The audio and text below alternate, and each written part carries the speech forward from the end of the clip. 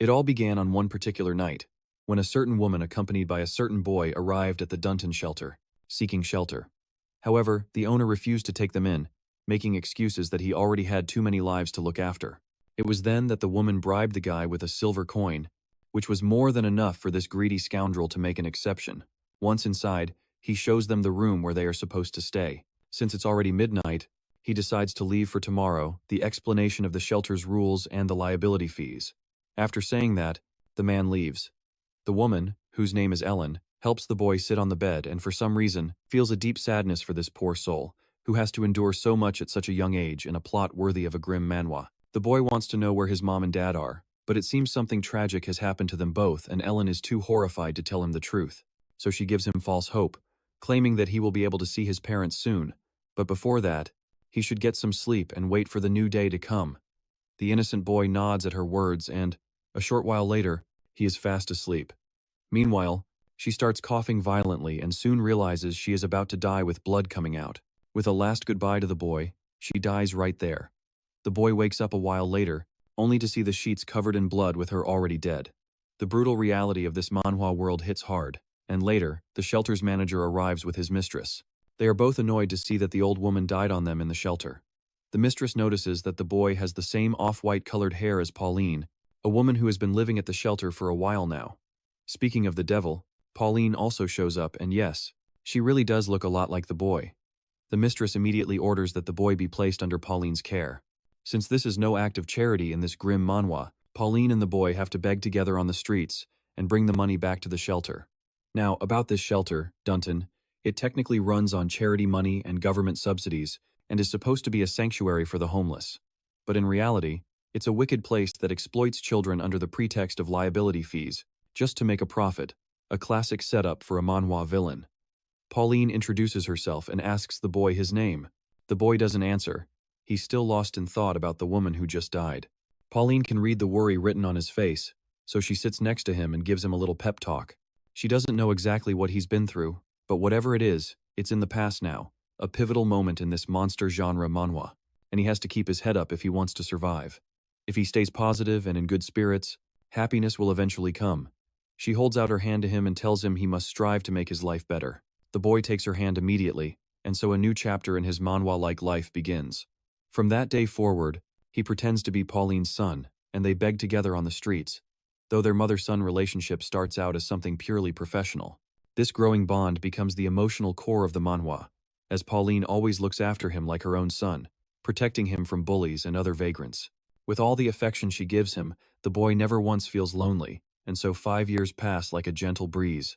Now, the boy is 8 years old. His name, by the way, is Rowen. One afternoon, as they sit together, they thank each other for all the effort they've made throughout the years. That same morning, Rowen heard a rumor that she would be leaving soon and wanted to talk about it. Pauline doesn't seem very enthusiastic when confirming that it's true. Apparently she has been offered a job as a maid in a nobleman's house.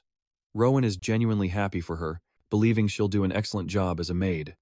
Pauline teases him for worrying so much, especially when he has enough on his own plate.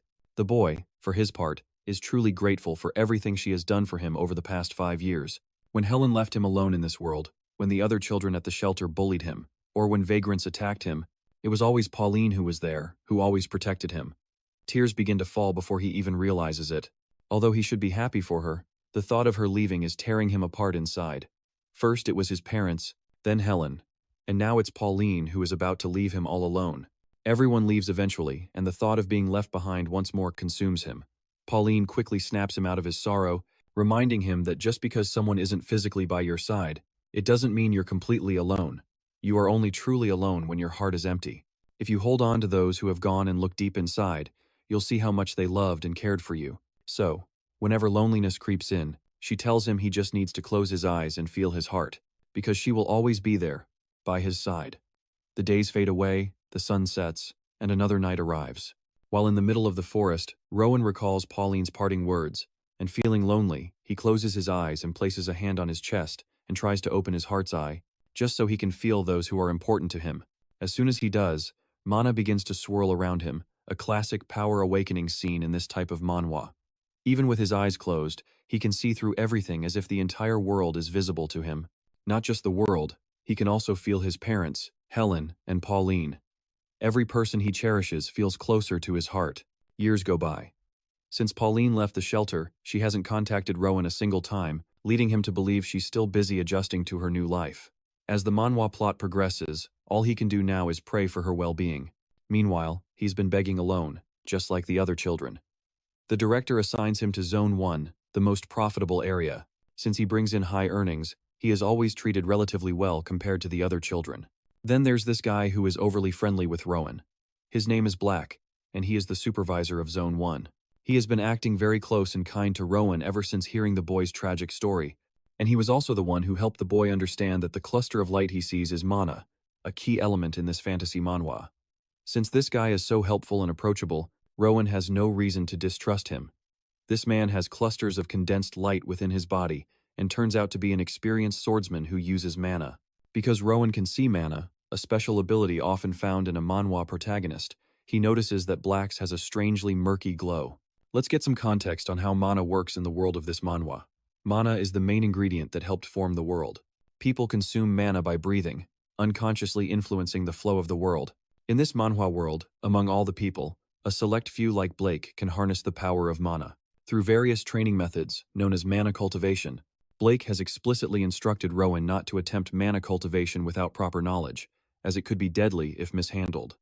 As some passers-by toss coins into his bucket, Rowen sincerely expresses his gratitude, as any beggar should.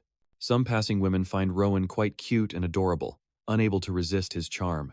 Meanwhile, Rowen is lost in his own thoughts, trying to improve in this game of mana, a common trope in many a manhwa. First, he's trying to get used to seeing real objects and mana at the same time, and he manages to master the task.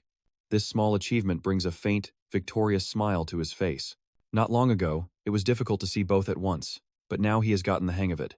Although this victory doesn't come without its difficulties, seeing physical objects and mana superimposed on each other is dizzying and leaves him dazed. Blake appears out of nowhere, fascinated by the amount of money Rowen has already collected. Rowen simply downplays his charm, saying it's all thanks to so many kind-hearted people. Blake advises him to stay alert for any danger around him. After all, his success might make some people jealous. So if Rowen notices anything out of the ordinary, Blake wants him to report it immediately. With that advice, Blake starts to walk away, but not before giving a final wave. It seems Rowen has already seen something strange, though he doesn't really want to tell his superior about it. Apparently, there are strangers in the crowd, especially those with strong, shining mana who seem to have condensed mana in their abdomens, just like Blake, a classic power system in any manhwa. But what sets them apart from normal mana users is that the mana of those two strangers he saw yesterday had an exceptionally intense glow. What worries Rowen even more is the fact that those guys were watching him, but then they disappeared instantly, leaping over buildings. Besides, those guys didn't seem very threatening. And Rowen, like any good manhwa protagonist, really doesn't want anyone to know he can see mana, as he wants to keep that secret for himself. When a guy tosses another coin into his scrap bucket, Rowen realizes it's already full, so he proceeds to walk to the base to get it swapped for a new one. But as he walks, he notices some guys lurking in the shadows, and they have that same strong, colorful mana inside them, something he's seen before, so he's pretty sure they are the same people from yesterday. Not just one, but several guys are following him closely, building the tension like a good manhwa. Rowen has no idea what these suspicious guys are planning. This time he feels especially scared, as it's the first time he's been followed so closely. There's one behind him and another to his side. All he needs to do is get to the base, no matter what. His anxiety starts to take over as those guys close the distance between them and him more and more. For a moment, he thinks he's a goner, but fortunately, at the last second, Rowen hears the voice of a familiar figure, and that familiar figure, of course, is Blake, who comes running down at an incredible speed, a scene straight out of an action manhwa. When he finally reaches Rowen, Blake scoops him up into his arms and leaps so high that he lands. On a building's roof, those shady guys catch up to them, so Black picks up his speed while warning Rowen to hold on tight and not drop a single coin from the bucket, or they might end up sleeping with an empty stomach. Meanwhile, Rowen's mind is already lost in his own world, much to Black's confusion. Once they finally reach the shelter, the older man puts the boy back on the ground, who is still completely zoned out. Black thinks that maybe the kid was so scared that he just froze up like a statue that whole time. So now that they're safe, he reassures Rowen that there's no more danger and suggests he go inside. But when the boy enters, we find out he wasn't zoned out all that time because his mind was clouded by fear, but because he was stunned by a discovery he had just made. This is a classic power-up moment in this kind of manhwa. During the escape, he managed to see how mana flows through a moving body. He even noticed how condensed mana ripples when strength is focused in the limbs. Heck, he could even pinpoint exactly how many impulses and pauses are needed to jump off a roof. So now he decides to try it again to confirm everything he just unlocked. He inhales mana through his breath, circulates it through his body, and begins to condense it, preparing to release it when needed. It seems the little guy has finally figured out how to use his mana correctly.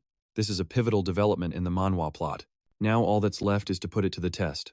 Meanwhile, the other children who were assigned to their posts start to arrive, completely confused as to why they are all suddenly being summoned. That's when their superior appears. He knows they are all dying to know what's going on, but he tells them not to worry, that it's nothing serious, so they shouldn't stress out. Once each zone leader finishes their inspection, everyone will return to their duties. He doesn't know how long the inspection will last, so until then, they are instructed to remain quiet and in their rooms, except for one boy, of course, who is our guy. He is instructed to start packing his things because he is going to be relocated. Later, the boy timidly follows his superior, walking just a few steps behind. At some point, Rowen is asked to stand aside while his superior converses with a burly guy up ahead. Naturally, the boy is curious about what they're discussing, but he's too far away to hear, so he starts circulating his mana and focuses it on his ears. And, wow, he can hear them clearly even from that distance. This is a common trope in many a manhwa.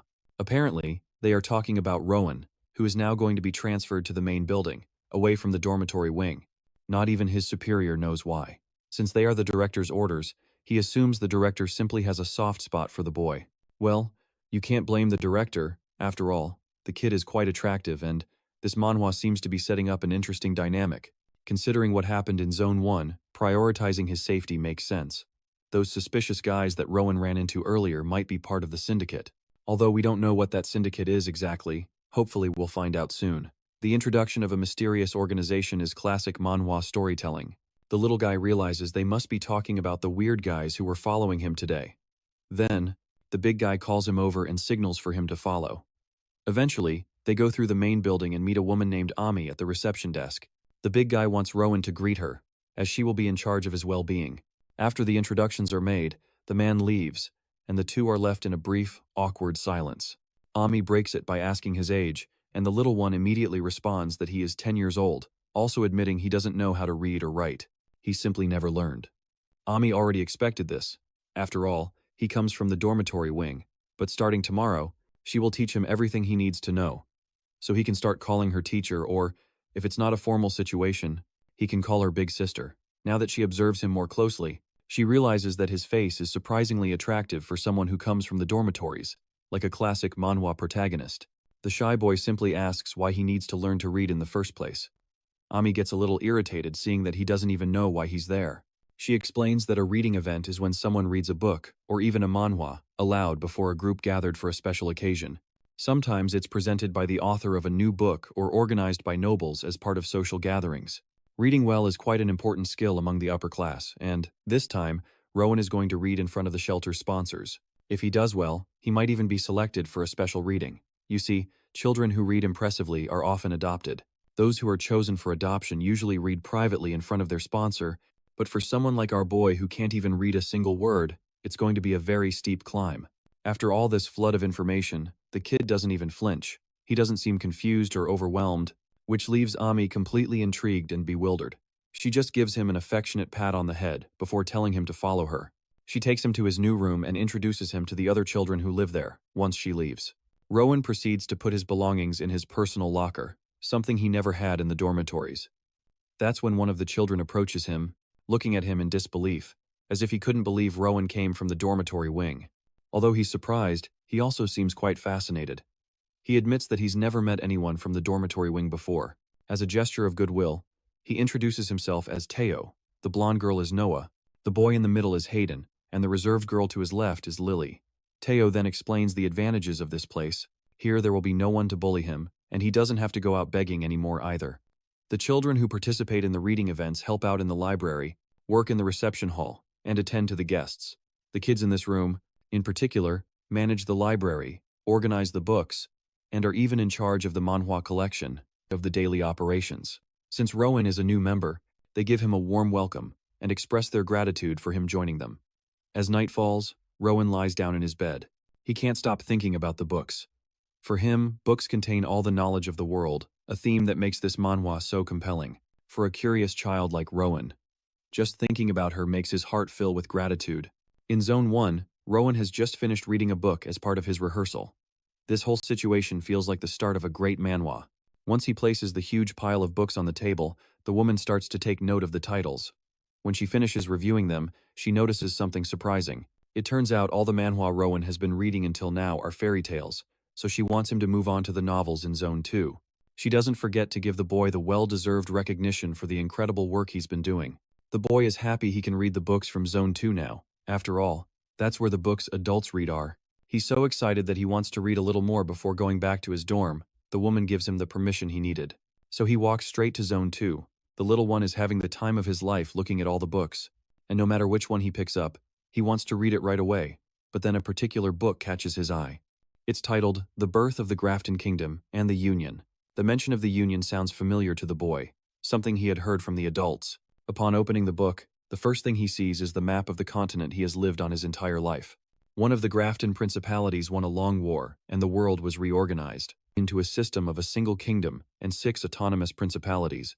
Then, to prevent more wars and maintain public welfare and security, the king founded an organization known as the Union. This faction has been operating for over 200 years.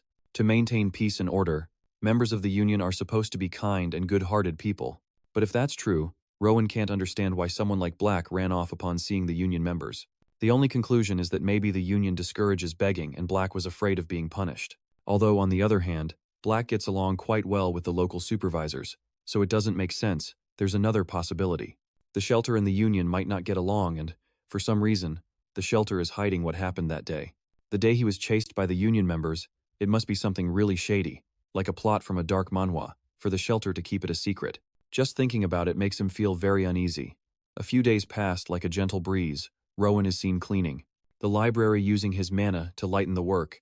He still hasn't mastered moving while circulating mana, but he's already better at it than when he was begging on the streets. He used to stay still and quietly breathe in mana, but now things are different. He has practiced enough to circulate mana while walking or even while reading a manhwa. Still, his mana concentration hasn't increased. It always disperses. It never gathers properly. It's frustrating, but he believes that moving step by step will eventually get him to where he wants to be. One particular day, all the children are gathered in the main hall. In front of them is Vice Director Ami. Without wasting any time, the Vice Director begins, calling the names of the children who will participate in the upcoming reading event. Luckily, Matthew, Lily, and Noah were selected. But when it's Rowen's turn, the Vice Director hesitates. She's against letting him participate this time since he just barely finished reading the starter-level manhwa. Still, there's no denying the boy is incredibly handsome. His mere presence would light up the event. So instead of participating directly, he's instructed to observe and get familiar with the atmosphere. Rowen, being the polite boy he is, expresses his sincere gratitude for being considered. With the selection finished, Ami steps in to guide the chosen children. He instructs the 10 of them to change and gather in the reception hall. Meanwhile, the unselected children murmur among themselves, finding it unfair that someone like Rowen was chosen when he just recently finished reading fairy tales. Later, Rowen appears in his new outfit, looking as adorable as a manhwa protagonist, refined and undeniably charming. Teo praises him, and Rowen returns the compliment. Then Ami guides him to his assigned seat for the event. Once everyone is settled, a knock on the door announces the arrival of the guests. Soon, all the important figures begin to enter. One of the women turns out to be someone who had seen Rowen before, when he was begging for money on the street. Yes, I remember her too. Back then, she was utterly charmed upon seeing such a handsome boy, like he walked right out of a manhwa. Even Rowen seems to remember her and immediately thanks her for the kind gesture of giving him some money that day. The woman's name is Caroline, and she seems to have become a die-hard fan of Rowen, so much so that she can't help but talk about him with the vice director, telling her how she saw him begging at the Bree intersection last winter.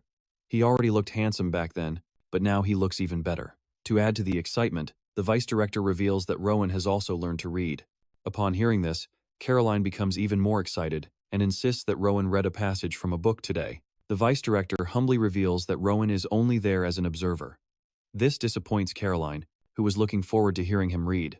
Given this guest's enthusiasm for Rowen, the vice director decides to let him try reading the last chapter as a test. A little later, The guests are absolutely astonished upon hearing Rowen's rhythmic and pleasant voice. It's as if his voice, worthy of a hit manhwa, hypnotizes everyone, filling the atmosphere with a love so thick and affectionate it drives the ladies wild, with emotions bubbling up inside them. The emotional intensity in Rowen's voice causes the guests to let out soft sighs, their eyes welling up with tears. The tension and excitement make the women bite their lower lips, their hearts pounding. Once he finishes reading, the ladies can't help but shower him with praise, using every sweet word they can imagine. Rowen doesn't let the flattery go to his head and attributes all the credit to the vice director who helped him discover his potential and gave him this opportunity. Caroline expresses her wish to hear him read the next day as well. The vice director accepts her request. A while later, we find Rowen in the library, browsing books on the shelves. This time, he is gathering books that can help him master his mana and efficiently synchronize it with his body's movements, a classic power-up arc in any good manhwa. As he picks up a good book, Black stealthily approaches him and notices that the book Rowen is holding is about the pleasures of life. Rowen turns around, pretending to be startled by Black's sudden appearance, but in reality, he already knew who was coming up behind him.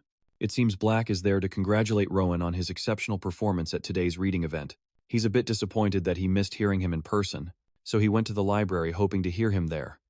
Rowen doesn't blame his superior for missing the event, understanding that Black has many responsibilities on his shoulders. To catch up, Rowen asks if he has any news to share. Black then reveals something about the guys from the Union who chased him before. They're starting to cause trouble again, like villains in a manhwa, so Black plans to take care of them with the help of the administrators. Rowen is absolutely sure that with Black helping the administrators, those guys from the Union are going to bite the dust and learn the lesson they deserve. Hearing these encouraging words makes Black feel even more confident. As much as he wants to attend tomorrow's reading event, he's afraid he'll have to miss it too. Although Black seems like a brave person who is about to face those guys from the Union, that also makes him the real villain in this whole manhwa plot, since the Union only exists to maintain peace and quiet. But since Black has been so kind to Rowen, in the boy's eyes, he is still a good person. Continuing the conversation, Brown assures his superior that he will surely have another chance to hear him read. After all, he's going to be reading aloud many times in the future. Brown is more worried about Black's well-being, wishing him the best of luck with those guys from the Union. Black also wishes the little guy luck for what awaits him in the future. Then he points to the book Rowen is holding in his hands and insists that he read it once he's done with the reading sessions. With that, the older man leaves for work, leaving Rowen to contemplate the situation between Black and the Union. He is curious to see what a showdown looks like, just like in an action manhwa, between two people who have mastered mana control. More importantly, he wants to find out where he stands in terms of strength and if he can even compare to his superior's level. He begins to condense and flow the mana within his body, a classic training arc from a fantasy manhwa, and unintentionally breaks the book he was holding into two pieces because the mana amplified the strength in his hands. There's a knock on the door and he's told to come in. Rowen doesn't know why the vice director has summoned him. She tries to find the right words. It turns out the boy has become the favorite reader of all the noble ladies. They only want to hear his voice and don't care if he reads. Just those excited women gave the poor vice director a headache, who tried to meet their impossible demands, and is now devastated to have to ask the boy if he would be willing to do something like that. Rowen has no problem with it, so he is willing to give it a try for the vice director's sake. In the next scene, the vice director officially announces the reader special of the day, but to everyone's surprise, Teo's name is mentioned instead of Rowen's. This makes the boy stutter, as he can't believe he was chosen. The vice director congratulates him, as do his peers. Even Teo reflects that it should have been Rowen. The blue-haired boy expresses that Rowen's reading ability is so elegant and good that he's like a protagonist from a slice-of-life manhwa, surely ending up in a great... Teo departs for his next destination. Watching him go off into the distance, even Rowen feels a little sad that the boy had to leave. However, that feeling of loss only lasted for a brief moment, because right after, Rowen continued his reading and impressed the noble ladies with his poetic voice. He didn't have time to grieve or reminisce as he was busy fulfilling his role as a reader. Since the boy has a heavy schedule, the vice director reminds him that he will have to attend both the morning and afternoon sessions of the day, which means he'll be working a double shift. Double the work from now on. And even the deputy director apologizes for putting so much pressure on him. But he is in high demand. Instead of seeing it as a burden, Rowen takes it as an opportunity, and feels grateful that people enjoy listening to him read at the same time. The young boy confesses that he is always emotionally affected after a reading session, so he wants a rest period after each session to calm his thoughts. Of course, not even the deputy director can refuse such a sincere request, but she reminds him not to go beyond the back garden. Rowen agrees to that and feels happy to have at least that small space. Looking at the garden, the boy finds himself in solitude. Here he can once again practice mana circulation, a common trope in this type of manhwa, concentrating his mana in specific locations like muscles, joints, and bones. Rowen experiments following the book's guide, much like a character in a training manhwa. Following that concentration, he can channel it throughout his body. What determines the success of the process is pure willpower, because mana requires more than just thought to move the body. It also needs desire and a call to action. Rowen's body lights up with the mana flowing through him, a classic manhwa power-up scene. At the end of the process, he finds himself in a normal state. The only problematic aspect is the concentration of mana, and he can't tell if it's due to his body or his skill, but for now, the boy doesn't want to rush the process, believing it's more important to efficiently rule out any weaknesses so he doesn't end up like the other characters in this manhwa. When Blackie brought the boy to the shelter, he couldn't even walk on his own. Rowen suspected that those from the Union probably got tired of chasing him, which is both a relief and an observation. The observation is that even people who use mana can end up weakened and exhausted. Rowen, like a true manhwa protagonist, wants to crack the code of using stored mana and entertains the possibility of using external mana as his own. After all, he has already tested the application of his theory by infusing his voice with mana and sending it out as an output. This opens a door of possibility for altering external mana. As long as it has a specific form or shape, Rowen plays with the possibility and discovers an amazing revelation when he makes a leaf levitate. In the next scene, a special reader is chosen again, and this time it's Lily. Of course, like Teo, she receives applause and is wished safety. But for some strange reason, Lily is nervous and speechless in front of Rowen, to the boy's confusion. The girl stammers, trying to confess her love to the boy, but unfortunately, she is interrupted when the other children start to openly talk about their own confusion. Knowing that Rowen is the best of them all, they can't believe he was left out, not once, but twice. At this point, they are sure the deputy director has something to do with it, believing that he is simply a golden goose for the institution because he generates a lot of profit. Lily's poor confession ends up completely ruined, especially when Rowen asks her to repeat it because he didn't hear her. But yes, Lily leaves in tears, losing her chance to confess her love. As for Rowen, the boy is busy in a state of reflection, a thoughtful moment often seen in manhwa, remembering how the special readers supposedly end up in a good family. This means that, if given the chance, he could experience a new world out there, expanding the scope of the manhwa with a broader experience for his life. In this way, he could learn about mana storage even faster. The boy's curiosity continues to grow. The next day, during one of his breaks, he is experimenting with the same levitation technique as last time. Rowen finds it easy to use due to the repeated process. Suddenly, he senses a purple thread of mana nearby and realizes that a man is trying to sneak inside the boundaries. This is the man who actually brought him to the institution. The man falls to the ground with a loud thud, and to the boy's surprise, he discovers that his mana is disappearing. A shocking twist in this manhwa. Suddenly, another man quickly follows and checks his condition. They talk about what happened, and the word union slips out in their conversation. Rowen overhears this and is told to go back quietly, acting as if this never happened. The boy remains frozen in shock, not knowing what the hell is going on. Furthermore, the afternoon reading session is abruptly cancelled, and the boys are strictly told to return to their dormitories. Nothing like this had ever happened before, so the boys are confused. Ami focuses her attention on Rowen and asks him to get ready, because this time he is the special reader, preparing for the event once again. The boy looks sad, remembering Ami's sharp observation which lacked the usual empathy on her face. Recalling what happened earlier with those two men, he wonders if they were the ones responsible for the cancellation of the afternoon reading session. Although the boy isn't sure, he musters up his courage and finds Ami dressed and ready to go to the sponsor, but deep down he knows that something else is happening in this shelter. Seeing the boy's well-prepared attire, Ami is surprised for a moment, but she says nothing and signals for him to follow her. Rowen wonders if he is being adopted by Caroline, as that could have been a good ending, but to his surprise, it is someone else. But Ami, once again, says nothing. They head to the relief shelter, called the Annex, a place much darker and gloomier than what he is used to, a classic setting in a thriller manhwa. Even Rowen can feel that the place is filled with evil people with suspicious mana inside. Anyway, the attendant leads the boy inside, believing it's important for them to hurry. While conversing with the man, the boy takes one last look at Ami's face, which appears neutral.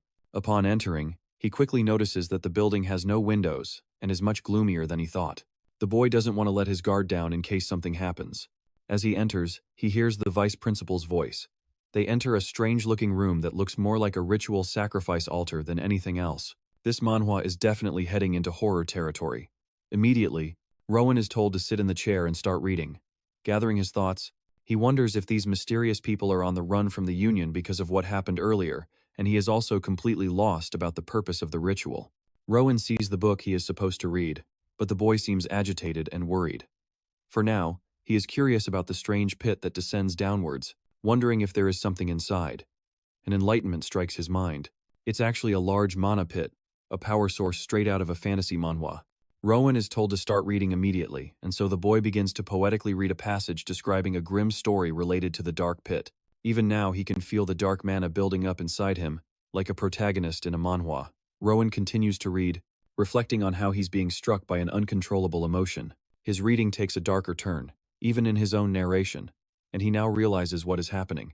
In reality, the mana well is his only listener, and as the boy continues reading this dark manhwa-like script, he finds himself being stripped of his own mana. His body feels weaker with every word and he thinks that this is dangerous. However, if he stops now, it will be too late. The shelter will be in trouble, and the Union's forces will catch up. Concentrating even harder, the boy endures the hardship.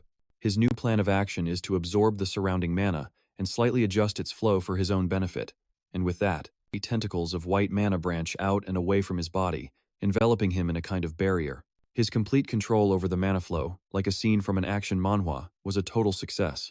Now the boy is happy. Since he no longer has to worry about the reading, he plans to stall for a bit and can always tell if the people from the Union have arrived based on his mana detection. Rowen keeps reading, but it's taking too long, because the people who were plotting his death suspected the procedure would have been finished by now. Realizing they need to check what's going on, they decide to make a move, but our boy is already prepared for them, sensing them heading his way and wondering if he was able to buy enough time. His concentration breaks when he spots the people, and as they burst in, one of the men is roaring on entry. But to the boy's surprise, they're actually heading for the underground instead of coming for him. This makes him wonder what in the world they are feeding into the dark well. This manhwa scene then shifts to the master's house, where he's getting slapped, and the female deputy director is holding him down. The man in charge of the ritual thinks he's been tricked somehow for trying to escape. Meanwhile, Rowen calmly descends and focuses his attention on a terrifying tree of lost souls. Rowen's world shatters before his very eyes, as he notices that many people were sacrificed for the ritual's sake, a grim twist worthy of a dark fantasy manhwa. His despair takes an even darker turn when he recognizes Pauline as one of them. Regardless, the crazed man from before catches the boy. Meanwhile, Black comes running, asking what on earth happened and why the directors were all killed. Black learns that the directors tried to flee, and that's when they discover a strange fruit. Rowen was brought here so they could create one more fruit, but in the end, the process went completely wrong, so they don't know what's going on. Black curses in frustration and pulls the sword from Pauline's corpse. This shocking manhwa scene reminds the boy of his conversation with the man he considered his brother. He had asked Black why he didn't have a sword with him, and all he was told was that his weapon was being used elsewhere. This is the dark truth, a classic manhwa twist. Black is the one responsible for killing Pauline. The grim sight turns Rowen into an unrecognizable force of nature. The first thing he does is kill the man instantly, while Black was busy retrieving his sword. He didn't notice what was happening behind him. The next thing he knew was that the boy was enveloped in a powerful dark aura. He didn't expect Rowen to be so strong at such a young age, but before Black could finish his little chat session, Rowen literally attacks him at an incredible speed like a scene straight out of an action manhwa. His attention is focused on the lives of those who are no longer here. Tears fill his eyes. The boy cries for his mother figure who is gone. Injecting mana into the dead tree, he dives deep into the people's memories.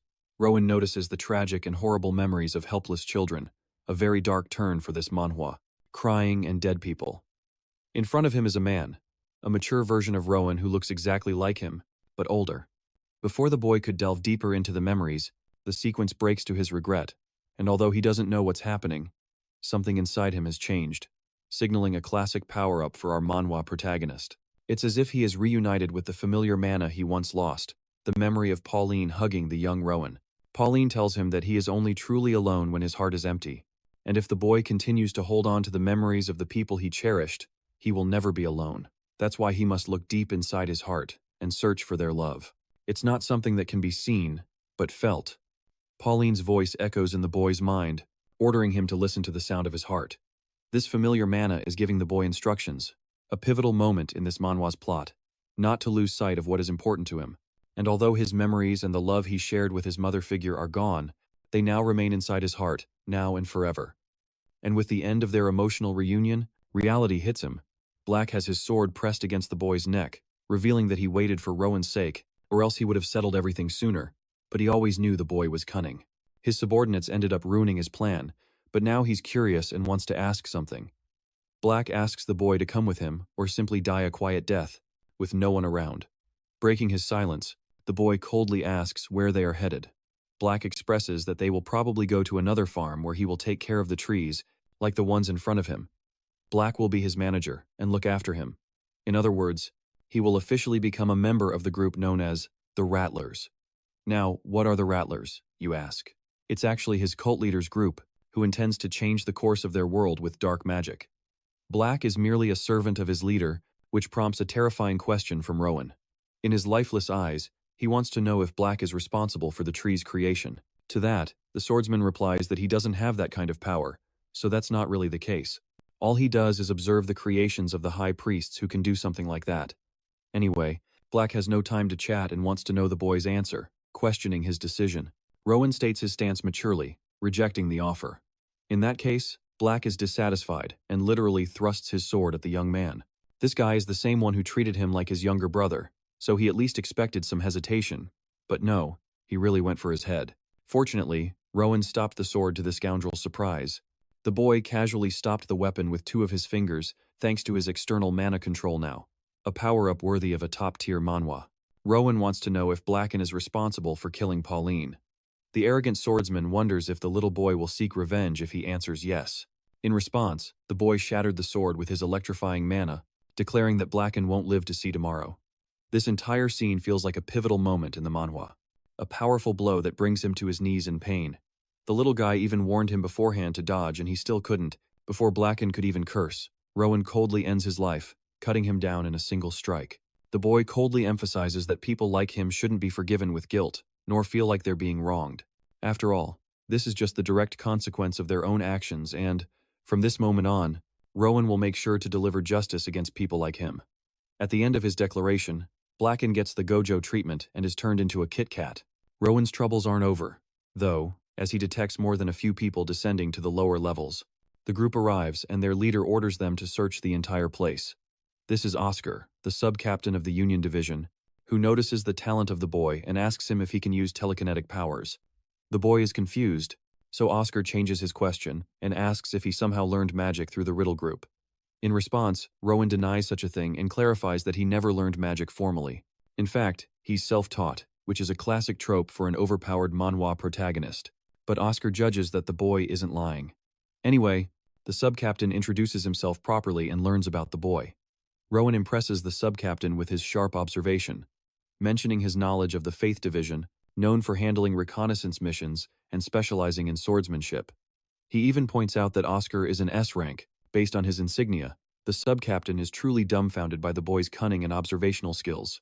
He believes it's a good time to chat outside and tells Rowen to retrieve the sword as well. Channeling the use of his power, Rowen displays his telekinetic abilities, shocking the sub-captain, who can't believe a 10-year-old boy is so shrewd at such a young age. Many manhwa feature young prodigies like him. Quickly informs Oscar about the tree's origin. They suspect it was created less than 2 years ago, and the spell binding it seems to be udon, but still, Oscar thinks any high priest would have left traces of their mana if they undid the spell, unless it was Father Sion, of course. As for Rowen, he's still lost in thought, looking at the poor little children. The world building in this manhwa gets darker with every chapter. Teo and Lily are gone, and Rowen feels immense guilt for not having treated them more kindly.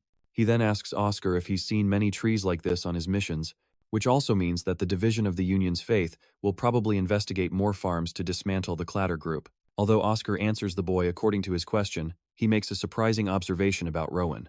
Normally, a boy his age would be expected to be overwhelmed with sadness, but no, this boy is different. He seems determined. A clear purpose and a remarkable anger rest within him. Rowen requests to be taken to the Faith Division, while Oscar gathers his thoughts, believing the boy is clearly affected by shock from his traumatic experience, but is masking it like an expert. For now, he tells the boy that they will conduct a special investigation before deciding his fate.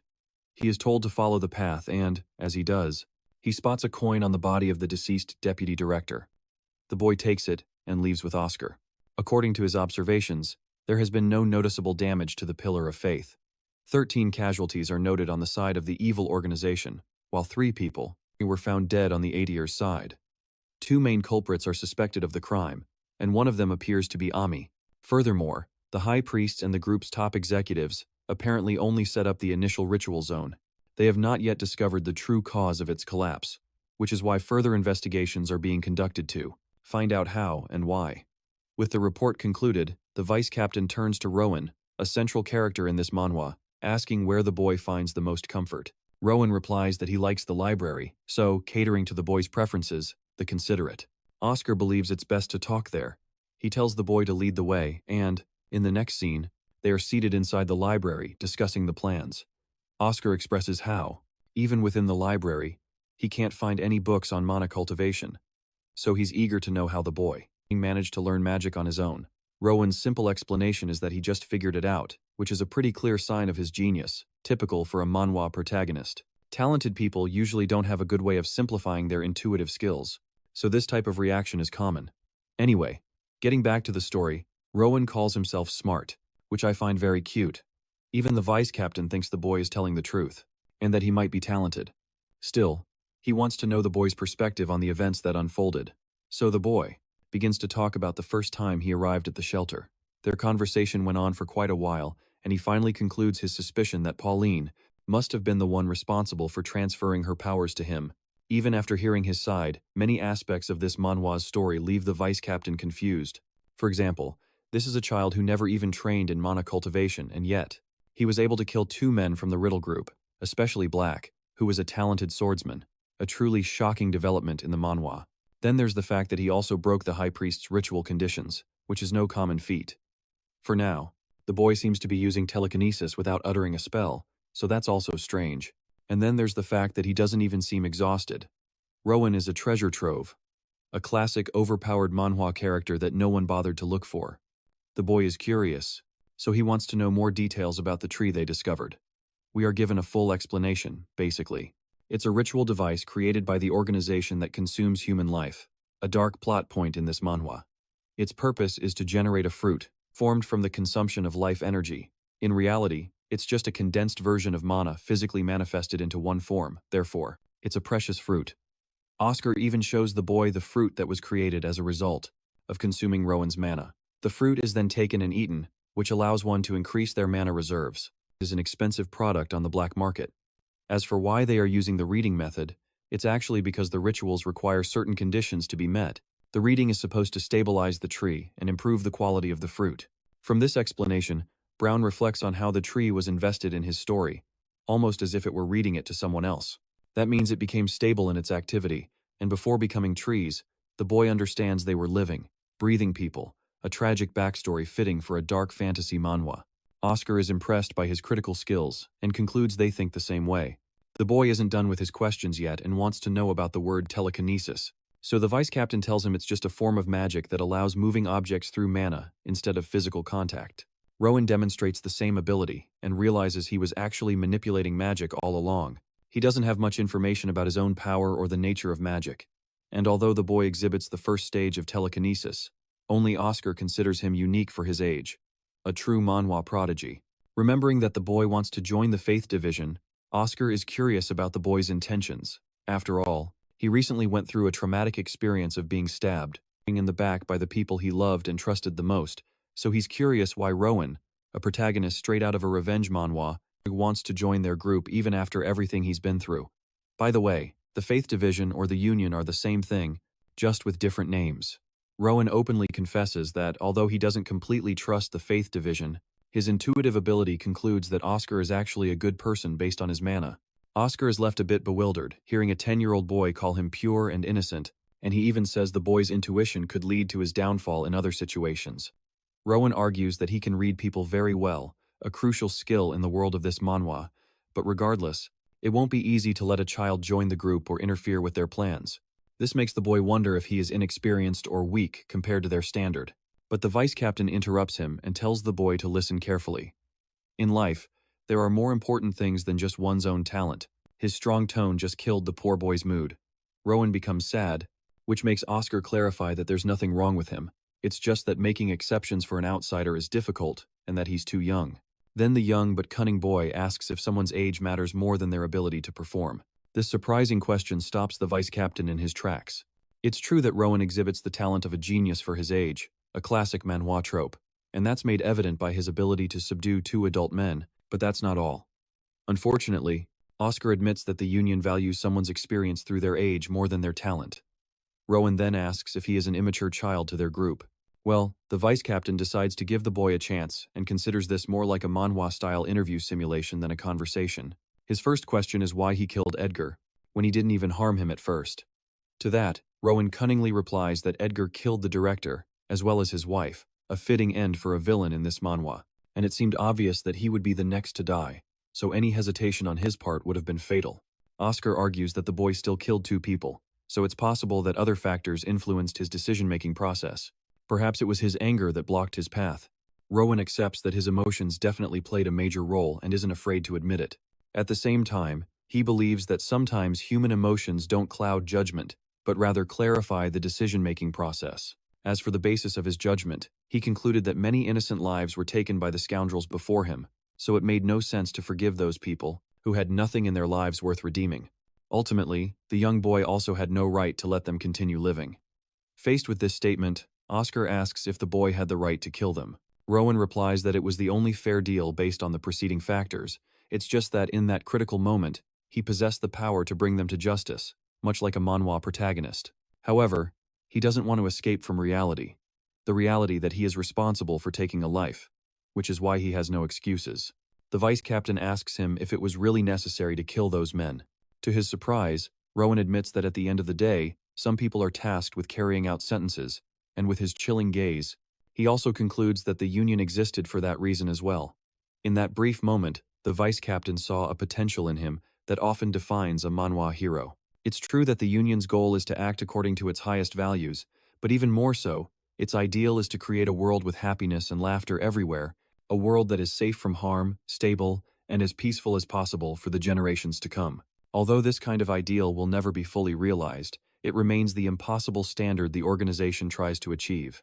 That is the true purpose of the Union. The vice captain internalizes that this was their sole purpose and is impressed by Rowen's calm responses, but at the same time, surprised that the boy is capable of verbalizing such profound thoughts, fitting for a main character in a deep manhwa. Oscar decides to tell them about something called the Grave, which is supposedly the ultimate evil organization that threatens the existence of their kingdom, a plot common in the manhwa genre. Dedele is just one faction of that organization. The first division of the Union is working hard to annihilate their evil farms, and although the process will be tedious, he believes Rowen's contribution could be the turning point they need, a pivotal moment in any great manhwa. The boy is confused by Oscar's comment, so the vice captain concludes that he will go to the Union to test his skills, and once he does, they will consider him one of their own. For now, he wants Rowen to live up to his expectations, and with that, the meeting ends. Outside, Oscar and his team are gathered.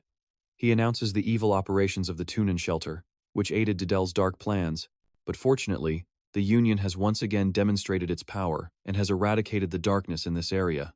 The dungeon shelter will resume its proper operation from now on, a classic setting for a monster manhwa. Aside from that, he signals the division to leave. Finally, he calls over Sienna, one of his subordinates, and gives her instructions. At first glance, the young boy notices how she radiates a blue monoglow in waves, an effect beautifully illustrated in many a manhwa. Oscar wants the boy to be safely escorted to the Union, so Sienna will be in charge of that. She introduces herself as the manager of the Pillar of Faith and shares that it will take them at least 2 weeks to reach the Union. As it is a long journey, she wants him to quickly gather his important luggage. Fortunately, the boy has nothing useful to leave with. Sienna reminds him that he won't get a second chance and is even willing to answer any questions he has. Rowen asks about her directly and learns that she is a dark elf. Rowen is surprised by her bright aura, commenting that he thought dark elves in this manhwa world had a darker aura. The girl seems a bit bewildered by his comments, but regardless, Rowen apologizes for overstepping. He's simply intrigued by her mysterious personality. Sienna replies that it's probably due to his bloodline that he is acting that way, but she doesn't elaborate on her comment and mounts her horse to leave. Oscar says goodbye to the boy for now, The kind and considerate boy even tells the rest of the group to take care of themselves, winning their hearts with his sincerity. And so, their journey to the Union began, a classic manhwa adventure. Fast forwarding to the next scene, we find Rowen and Sienna camping for the night. She gives the boy a small sheath for his sword. The boy had been curious for a while about what she was doing, and it turns out she was preparing a small gift for him. Rowen is genuinely happy, and addresses her formally, which she doesn't like. At the same time, calling her older sister doesn't feel natural either, so instead, the boy decides to call her Sunbae, since they'll be working together very soon. Seeing the boy's playful behavior, the dark elf pulls away a bit, a little flustered. Anyway, he plays around with his ability telekinesis, spinning the broken sword in the air. Sienna takes notice of his talents, as the boy recalls how the vice captain called his powers telekinetic magic. She agrees with that definition, but considers it more of a close approximation of the boy's magic. Confused, Rowen asks what better defines his power. In response, she tells him it's hard to say because his magic seems to be unique, like a protagonist's power in a manhwa. His ability is to directly control mana without needing to use any spells or incantations. It's the kind of divine power that only the ancient elves possessed, who were the original race of elves before they split into multiple races, like the dark elves. Just by looking at the boy's eye colors, she can tell that Rowen's parents were not the common type. The word parents makes the boy remember his own. The next day, Rowen and Sienna arrive at the Union, a place that looks like a city straight out of a fantasy manhwa. As they navigate inside, she explains how it's divided into two types of zones, the residential and the commercial. However, one thing is certain, all races gather there to store resources. It is the most reliable and powerful place on the entire continent, not just because of the structure itself, but because the strongest people in the world gather there.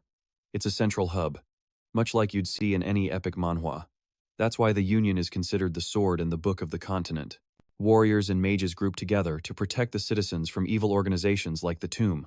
Rowen is taking in all this new information, expanding his understanding of this manhwa's world. As Sienna shows him his new home, they are greeted by Lazaro, who is the director of the Union's management office. He is intrigued by the boy and asks to speak with him privately. So they go to a very bright room, so bright that the boy notes it in his mind. From what Sienna said, Rowen has learned that the place is where the military forces are gathered. The curious thing about this man in front of him is that Lazaro seems to have the brightest and most controlled aura, which makes Rowen question the level of strength this man holds within his body. The director politely asks for the boy's hand and takes it, and with both of his hands. Suddenly, the boy feels an intense sensation as he realizes that Lazaro was trying to control mana in a more refined way. It is the end result of what Rowen had been doing, but better. It made him very happy to know there were people who could manipulate mana so masterfully, just like in a manhwa. Lazaro's eyes shifted towards the small coin the boy had stolen from the deputy director. Rowen clarifies that he never stole it, but rather retrieved it because it belonged to his grandmother.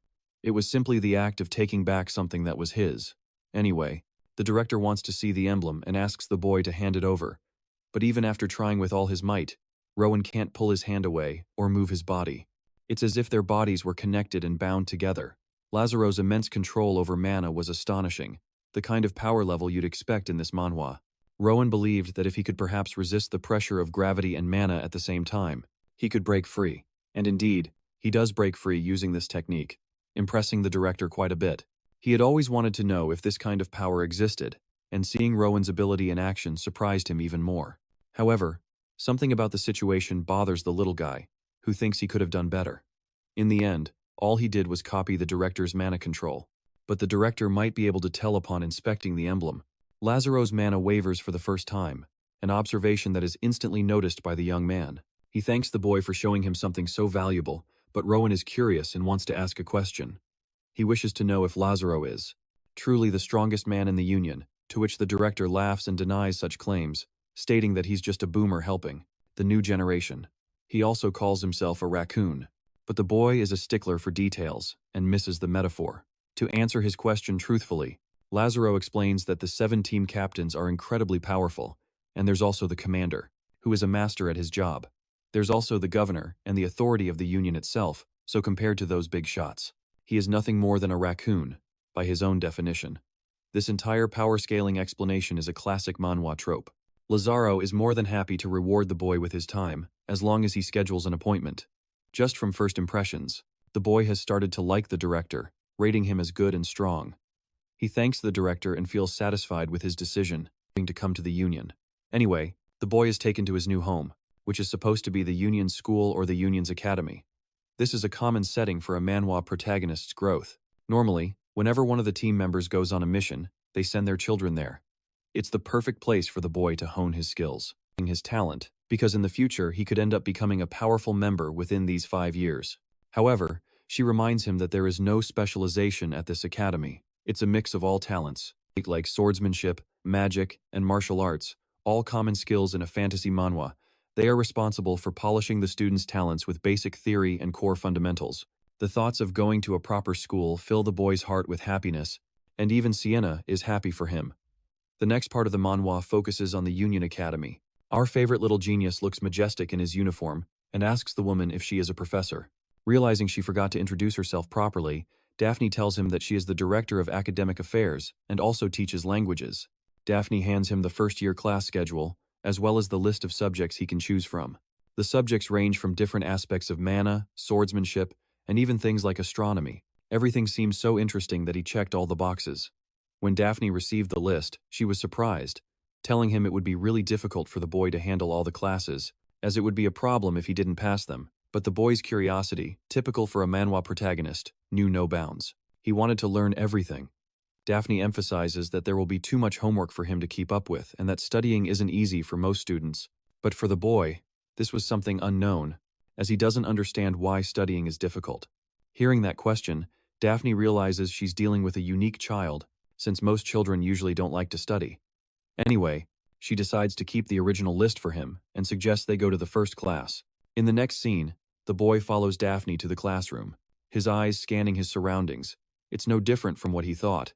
The kids here have much denser mana than he does, a common power system in this type of manhwa, which means the problem is with his body, just as he had theorized at the beginning. Anyway, Daphne introduces everyone to a new student, Rowen. He's given the spotlight to introduce himself, and recalling his experience during the reading sessions, he finds the feeling familiar. The boy politely introduces himself and hopes to get along with everyone. His voice just now moved even the professor's heart. This kid is an unstoppable manhwa lead. He doesn't even need anything other than his voice. Anyway, he quickly goes to take a seat. Daphne starts the class and explains what they will learn from page 24. Section 1. It's Rowan's turn to read for them, since he learned it at the orphanage. The professor is delighted to have him read, but when he opens the book, he remembers it's the same one Ami made him read at the shelter. Rowen speaks beautifully with an elegant tone, impressing his classmates with his distinctive voice. For a moment, he felt a little annoyed associating the book with the girl who betrayed him. In the end, Ami turned out to be part of the riddle group.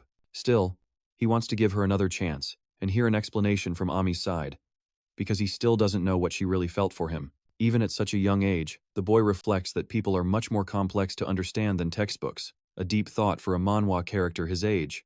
At the end of his reading, the entire class burst into applause. Even the professor is smitten with the boy and applauds the enrollment of such a talented student at the end of that class, a perfect scene for a manhwa. Rowen meets his new admirers, who share that Daphne is not the type to be impressed easily by any student, but the boy's words were so vivid and full of emotion. In contrast to his admirers, there's a girl with short hair and green eyes. Just by seeing her, he identifies her as the person from the vision he saw back then. Sophia Pohl introduces herself as the class president, as well as the student representative. They shake hands, and Sophia asks him which elective he chose, to which he tells her about his interest in swordsmanship. But she points out that he only has a small dagger, so perhaps he's also striving to become a member of the guild. While that may be true, Rowen amusingly recalls that he didn't care about that when choosing his subjects. He just wanted to study everything. But now he's curious and wants to know if swordsmanship is necessary to join the guild. Finding the question so strange coming from him, she gives him an odd look, which makes the boy wonder if he said something weird.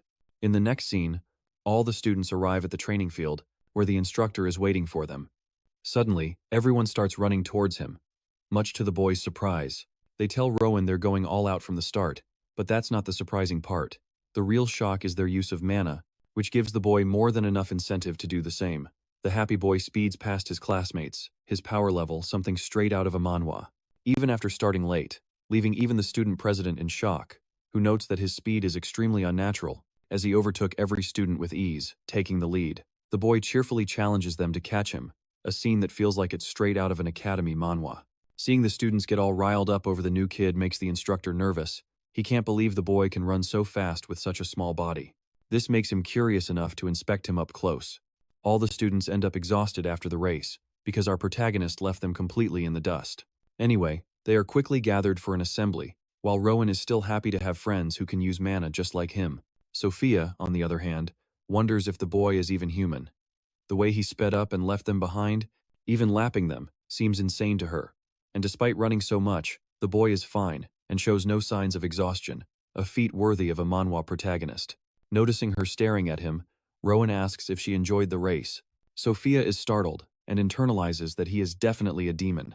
After the boys get enough rest, the instructor introduces himself as Diego Sanchez, the swordsmanship master and their new instructor. The boy is very happy to be under his tutelage, so to begin the lesson, he starts by having each student pick up a wooden sword and, let's just say they're not too happy after being exhausted.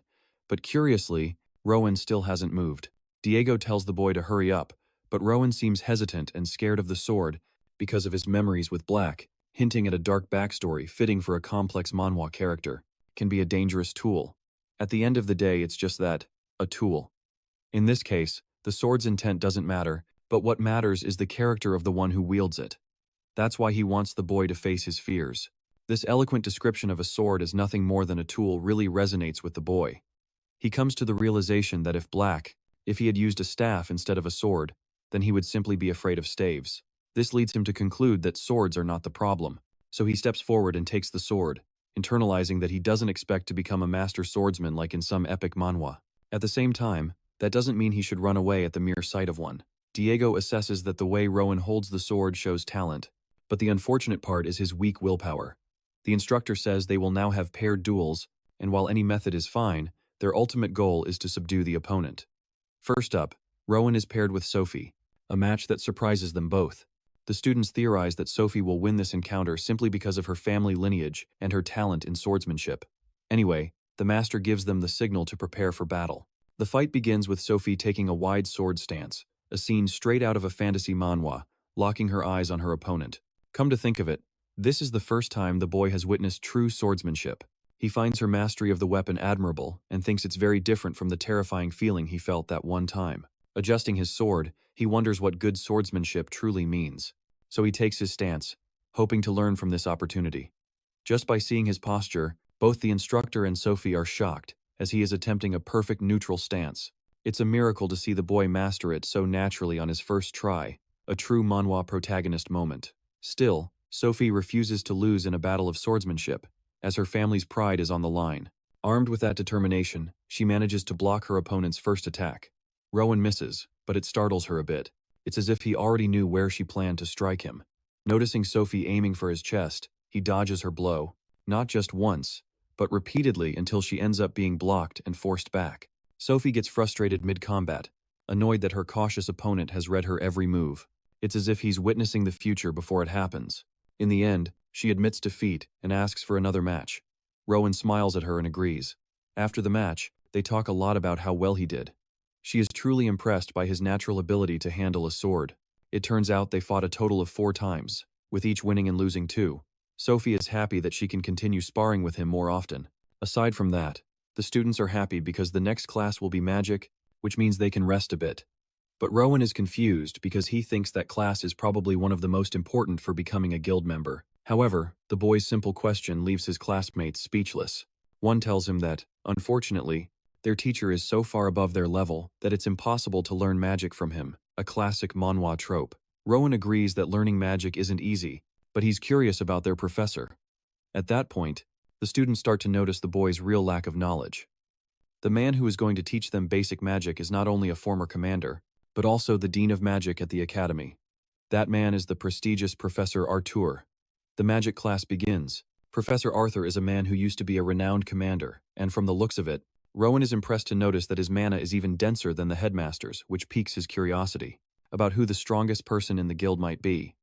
Arthur learns about the new student and mentions that he teaches basic magic, of course. He clarifies that almost all students consider his class annoying, but Rowen is different since he intends to become a mage and join the guild.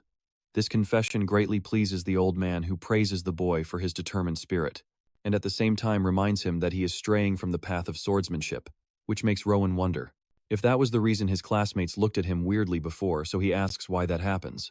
Arthur leaves the answer to the young Sophia, who confesses that to achieve total mastery in magic one must acquire an enormous amount of knowledge, which imposes a great burden both physically and mentally. That means that even if someone has a natural talent for magic, they won't be recognized as a mage without at least 10 years of training. Arthur confirms this, explaining the harsh reality of the world in this manhwa, to become a member of the guild even after graduating. Upon hearing this, the boy is saddened to realize that being a first-class mage is not enough to be considered reliable. To be active, one must reach at least the second class, so Rowen sets his sights on achieving third-class magic like a true manhwa hero, before graduating. It is such an ambitious goal that it even surprises the professor, as the boy probably doesn't even comprehend what third-class magic truly entails. Arthur decides to help him by writing on the board that swordsmanship is the guild's main focus, while magic is a quest for wisdom and knowledge. He then writes an incredibly complex formula on the board, and to produce a simple fire arrow, but there is something wrong with it. From memory alone, Rowen recalls having seen that formula before near the ritual well. Arthur understands that the students might not see the problem with the formula, even though it seems complex. The fire arrow is considered a basic and easy spell. Advanced spells, on the other hand, are much more difficult to reproduce. Professor Arthur demonstrates the beautiful recreation of the fire arrow, but Rowen notices a small detail: the arrow is somewhat unstable, as if it were about to disappear at any moment. The old man emphasizes that magic formulas are extremely detailed, so even after spending so much mana, a small mistake in the formula is enough to destroy the spell. But when he adds a final element to the formula, the arrow, it becomes even larger and more powerful than before. Just seeing it impresses the students. An epic moment in this manhwa. Arthur explains that mages must memorize formulas like this and ensure they are always correct. It requires a divine level of patience. Adjusting a spell like transforming a fire arrow into a ball, which consumes more mana and causes an additional strain on the mind and body. On top of that, magic has its own limitations more than swordsmanship, a key theme in this manhwa. Sophia comments that this is because channeling mana to a weapon is easier and more efficient than casting a spell. The instructor also adds that mana consumption is normally more draining, and therefore, its power depends on the mage's reserve system. Rowen now understands magic much better, realizing that each mage scales their strength according to their mana reserve, a classic system in any magic manhwa. And if that's the case, then his low mana concentration will become an obstacle for magic output. Still, he believes that if he thoroughly studies the workings of magic, maybe he can solve his problems, although for now, it's uncertain. Arthur asks the boy a fun question, wanting to know what is needed to cast a specific spell. Rowen correctly answers that a formula is required, and while that is true, formulas are terribly difficult for mages to remember in combat. That's why the formula system was redesigned in the form of magic circles, which perfectly embody the principle of the formula. Rowen realizes that the tattoos he saw on the principal's arm were actually a magic circle, a cool detail for this manhwa. He learns that some mages prefer to engrave them on their bodies to get used to magic faster. They act as symbols, and if the formula is the equation, then the magic circle is its representation. Following this conclusion, the boy asks if the chant is actually the linguistic conversion of the formula. Alarmed by the boy's observation, the professor wonders what led him to that conclusion. Rowen expresses that the formula his teacher wrote on the board acted as a blueprint to create a fireball, and that if they truly consider the magic circle a symbol, then that means the chant creates the linguistic conversion of the same spell. This comment makes the professor smile with pride. Although it was his first day in this class, Rowen showed a thoughtful concept that many mages in this manhwa study deeply to this day. Arthur is truly impressed with how quickly the boy grasps everything. He confirms that the chant is simply saying the right words, and that infusing mana into each word creates the spell's invocation. To prove his point, the professor casts a fireball spell based on his chant. This time he also points out that elements like speed, intonation, and even emotional state affect the spell. It's no different from a recitation or a reading, and yet, no recitation in Rowen's life had captivated him like this one. The professor thinks that perhaps he has intimidated the boy by describing the complex details of magic, so he wonders if Rowen is still interested in achieving his ambitious goal. To his surprise, Rowen is even more intrigued than before, like a true manhwa protagonist. The professor loves that and believes it's time to start the class by learning ancient languages. Each student will be given a book to decipher the nature of the language and, as you can imagine, they already feel the weight of being assigned such a cumbersome task. At the end of that torturous class, Sophia is completely exhausted because now the kids have a ton of homework to do. She regrets signing up for so many classes, but at the same time, Rowen seems unfazed. He literally filled his entire week with a ton of classes, except for break periods. It's because his curiosity, typical for a manhwa hero, is on another level, to the point that it even annoys Sophia. Anyway, Sophia finds out that her roommate is Lucas, a man she's not familiar with. She says goodbye and leaves. At night, back in his room, the boy works hard, just as you'd expect from the main character of this manhwa, trying to decipher the spell from its core formula. Since he didn't have the reserves needed to use powerful magic normally, he wonders if he should take a different approach, creating magic that suits his overall abilities. To his surprise, he ends up creating a real spell. It's a ridiculous feat that comes with a major drawback. You see, although he managed to cast the spell, the strain it put on his body was enormous, to the point of knocking him completely unconscious. When Lucas returns to his room, he's shocked to find the boy passed out on the floor, wondering what on earth happened. In his unconscious dream, the boy hears a familiar voice, the voice of Lady Sienna, who believes she may have entrusted him with more than he can handle at his age. His other masters think the same, having considered the boy to be extraordinary and ended up overloading him with too many expectations. Finally, the boy opens his eyes and sees Lucas, who is immensely relieved that he's okay. Lucas is a charming person who genuinely cares about Rowen and thought something terrible had happened to him. He introduces himself as Lucas Bonpasso, his roommate. The guy is just happy to see him awake. Having fainted, Rowen is surprised to learn he was unconscious, but apparently, it's nothing serious. Anyway, he doesn't understand why Lucas was so concerned about him. It turns out he's been assigned exclusively to look after the boy by his father's orders, and here comes the interesting reveal. Lucas's father is actually Vice Captain Oscar, and he hopes Rowen will speak well of him to his father. Just from the mana Lucas emits, Rowen decides to trust his word. Besides, it's easy to mistake Lucas for someone older or in a higher grade because of his height, a common trope in this kind of manhwa. But he's actually just his classmate, although 2 years older, not because he enrolled late, but because he failed twice by not meeting the attendance requirements. The guy sounds like a total expert at failing and, to top it all off, he's not the studious type either. But that's another topic.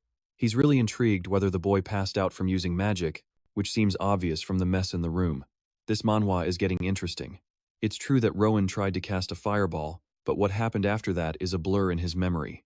On the other hand, his roommate is quite skilled with the sword, and regrets that Rowen isn't focused on honing his talent with it. Lucas is simply following in his father's footsteps, a classic manhwa setup. Rowen makes an interesting observation. Even though the guy is 2 years older than him, he possesses more powerful and denser mana than other students. His physique is also impressive. In a way, Lucas admires him for the effort he puts in. Rowen feels a bit sad about being left behind. Still, the boy wants to go to class, even after having fainted. Lucas manages to convince him to skip class and get some fresh air, as well as grab a tasty bite to eat. In the end, Rowen agrees and humorously admits that this is exactly the reason why Lucas ended up failing twice. Moving on with their ditching session, Lucas wants the boy to eat a lot to regain his energy. However, Rowen detects a small amount of mana nearby and wants to investigate the place. The redhead thinks that's fine, so they go to explore a magic shop. The first thing the boy notices inside is that most of the items are enveloped in mana. Meanwhile, the vice captain's son is sneezing like crazy. Suddenly, Rowen has a painful realization. He's completely broke and doesn't have a single coin to spend. He regrets not being able to save any money from the shelter, but it's no problem, because Lucas offers to spoil him a little, promising to buy him whatever he needs as part of his father's commission. However, Rowen is hilariously a total cheapskate, because he asks for everything in the magic shop. Lucas shows him a handful of coins that are clearly not enough to buy so many things, but at least they can get something. So, the boy starts exploring the shop for something within his roommate's budget. An object catches his attention, mainly because of its sharp and murky mana, a classic item in this kind of manhwa. It's an egg with a strange magic circle engraved on it, but fortunately the price is quite low. The shop owner approaches and comments that what he's holding is the Gaia stone, which is mostly just a nice decoration to have at home. Everyone believes the egg is impossible to hatch, and therefore, is useless for anything other than a display piece. Rowen wants to know what's inside, but that's something not even the shop owner knows for sure. According to legend, the Gaia stone supposedly acts as a cage for an unknown creature locked inside. The shop owner acquired the item only because he thought it might be useful. But in the end, nobody cared, since it never opened. The Gaia stone is just one of many magical items, and that's why the boy is curious to know if something will really happen if the seal is broken. The owner tells him to keep his expectations humble, as it would be a miracle and require a unique spell, but Rowen is quite intrigued by its appearance. He knows the magic circle is expert level, and that it's at least a dozen times more difficult to use than a simple fireball. Turning his attention to his friend, Rowen asks Lucas for his opinion. The tough guy thinks it's much better than a boring book and could even be used to crack someone's skull, which he finds funny. Anyway, Rowen decides to buy the stone and happily leaves the shop with his magical item. It's already afternoon, but Lucas wants their day to end with a bang. He suggests going to the coolest place in the entire Union. And there it is, imposing, the majestic clock tower that leaves the boy speechless. This clock tower is the main headquarters of the governor and the commander. Lucas only remembers seeing the former commander once in his life when he was a child. Intrigued, Rowen asks for more information and learns that the man wore an incredible white suit. Any other details are hard to describe. The best way to describe the commander would be like a white swan among black crows, who are his subordinates. This is another detail the boy didn't know. Rowen knows about the ranks, but not much else. This manhwa features a complex power system, a 7th rank among the captains, and that expert alone can handle an entire city. Then there's the commander, their leader, a man so incredibly powerful he can rival an entire nation by himself. The power scaling in this manhwa is off the charts. Finally, there is the governor, who holds the highest position of authority on the entire continent and holds a rank equivalent to that of a king. From this distance, Rowen reflects that he has a long way to go to reach the greatness of these figures, but his sole ambition is to one day stand on their level, just like any good manhwa protagonist. Rowen and Lucas stayed at what was possibly the coolest place in the Union until the sun set and night fell. The bright-eyed young man was fascinated by the sight of the clock tower with its colossal height. It's practically visible from anywhere in the Union. Some parts are even visible from the school. Driven by curiosity, he asked Lucas what the red hands on the clock indicated. He wanted to know how to read it. Lucas, the fool, scratched his head and squinted as if thinking. He racked his brain and remembered that the characters on the outer red edge indicate the current year. Upon closer inspection, Crowley notices that these symbols actually come from ancient languages. In the end, Lucas gives up and admits he never learned to read analog clocks. Rowen, using contextual clues, deduces that the year 262 is indicated on the clock tower, a detail straight out of a mystery manhwa. Starting from that assumption, Rowen reads the other faces which likely indicate the month and day. Today is June 14th, 262 at 7:20 in the evening.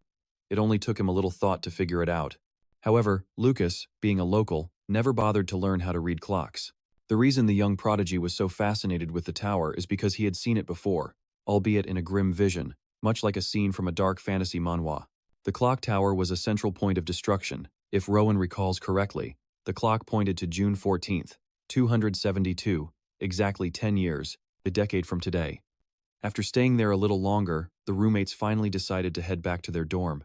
Once he was sure that Rowen was safe, Lucas picked up his wooden sword and walked towards the door. And so, the young prodigy was left alone to reflect on his chaotic thoughts. That apocalyptic vision the tree showed him is hard to ignore, as it's a very real possibility that it's not just an illusion, a common setup in a regression manhwa, but a precognitive dream, a glimpse into the future. If that's the case, the natural thing to do would be to try and change the future. To gather his thoughts, Rowen closed his eyes and opened his mental palace. First, he needs to gather as much information as possible from the scenes he had stored in his memory bank. With his amazing ability to remember with perfection, he instantly recreated the snapshots of the clock tower from before. Little by little, he reconstructed every detail with pinpoint accuracy. Once he was satisfied with the number of data points he had, he moved on to the next step. He filled the gaps between the blind spots in chronological order. Rowen identified things that appeared in the past and caused deaths in the possible future. The buildings, their roofs, their structures, everything was accounted for. He remembers seeing the corpse of a runner who died due to a collapsing roof. The prodigy meticulously superimposed reality and the vision, a level of analysis you'd expect from the protagonist of a complex manhwa. Once he finished filtering everything down to the most important details, he recalled the memory of that terrible illusion. He recreated the scene the mysterious tree showed him and enhanced the areas he could optimize. For a second, he hesitated to replay such a painful scene in his mind.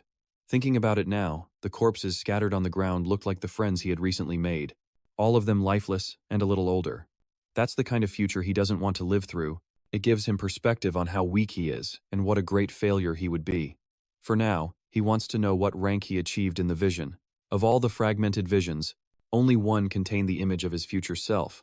After navigating through the data scrolls within his mind, a power often seen in a system manhwa, he finally found that lingering scene, from its default angle. His rank insignia wasn't visible from his profile, but he refused to give up.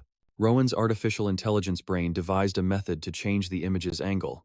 This method required him to dive deeper into the vision. shared by the burning union. After confirming the details were in order, Rowen focused his attention on his supposed future self. From within the frame, he should be able to piece together what truly happened in that Manhwa-like vision. When he focused on the future Rowen's chest to see the rank insignia, young Rowen felt his blood run cold. At first it was hard to see, but the future Rowen looked bloodied and beaten.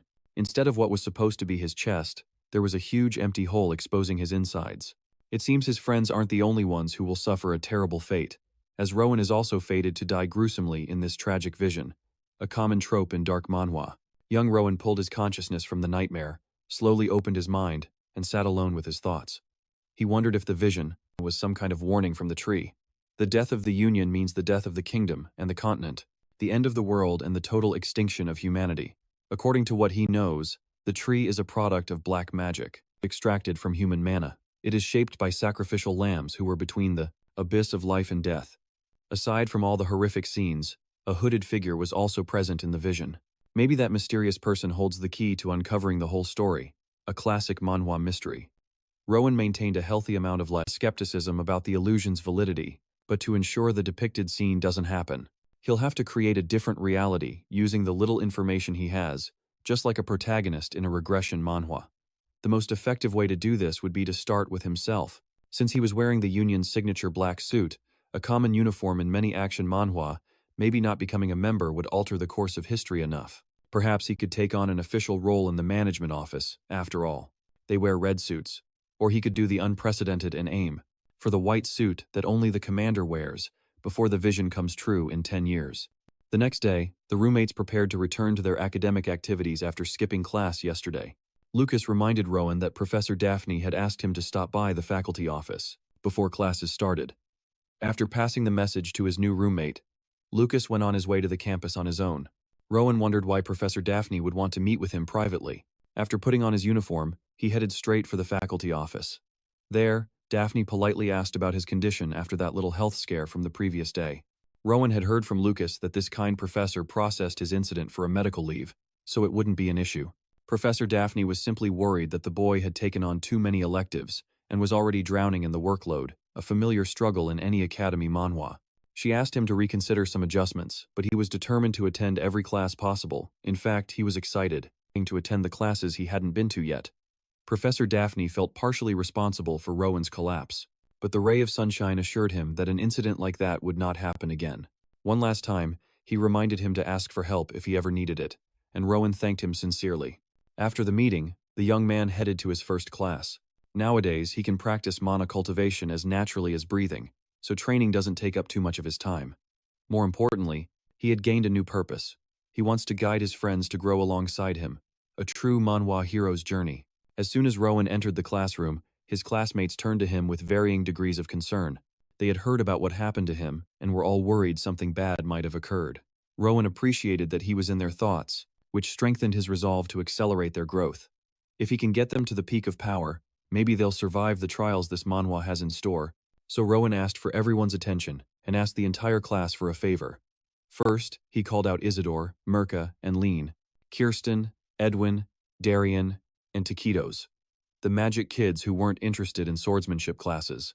Then he called out Flora, Sebastian, Aona, Deus, Sabrina, Bella, and Lucas, the muscle heads who had never attended a single magic lesson.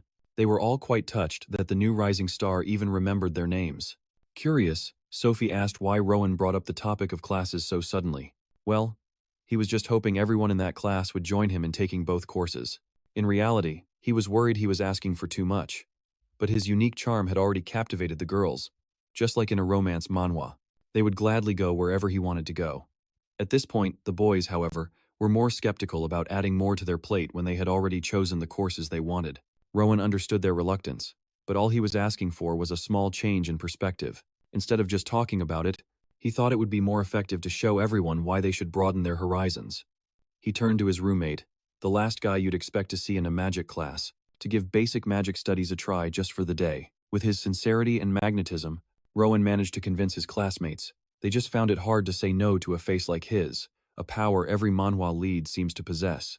The Dean of Magical Studies, Professor Artur, entered the classroom and noticed that there were no empty seats for today's session. He had heard whispers about how Rowen had encouraged everyone to take the magic class today. In truth, Artur felt heartened to see the classroom full, a refreshing change of pace for this action manhwa. Rowen just wanted to show everyone that magic isn't something so distant and foreign. Hearing the boy speak so optimistically about magic, the Professor Artur grew curious about Rowen's progress. When asked what he planned to show the class, Bloom asked for permission to come up to the platform for a moment. The professor chuckled and invited him to the front. Lucas sat next to Sophie, unsure whether to feel awkward or happy about his roommate's boldness.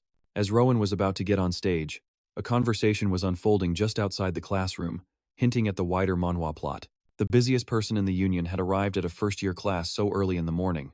Professor Daphne suspected the reason might be Rowen. The tournament director, Lazaro, admitted the boy is one of the reasons. Besides Rowen, overseeing the school is also part of his office's duties. Aside from the two union officials, Miss Sienna Runner had also visited, as it was her day off.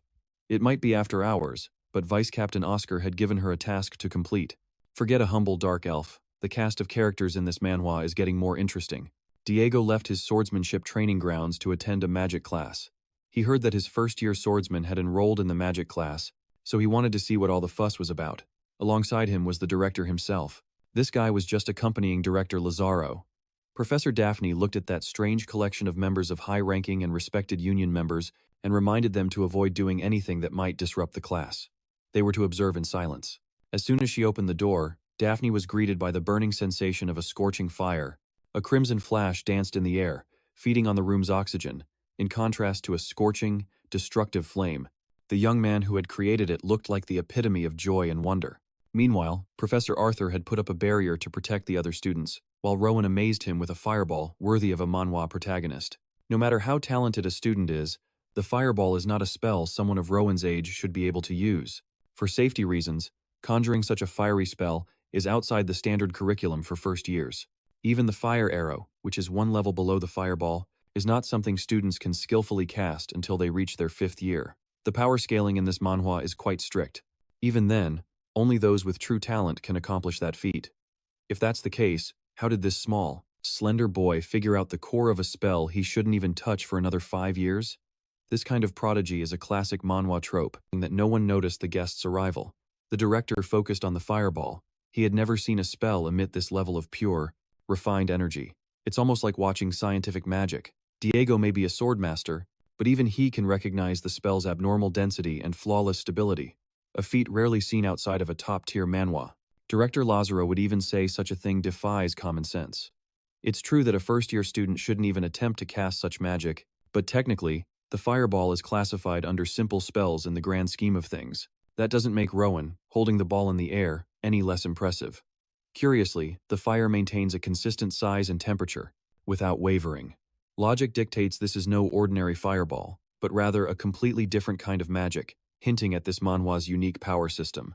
Sienna had seen the boy's incredible natural sense for mana firsthand. How can a child who grew up in a corrupt relief shelter be capable of such beautiful magic utilization?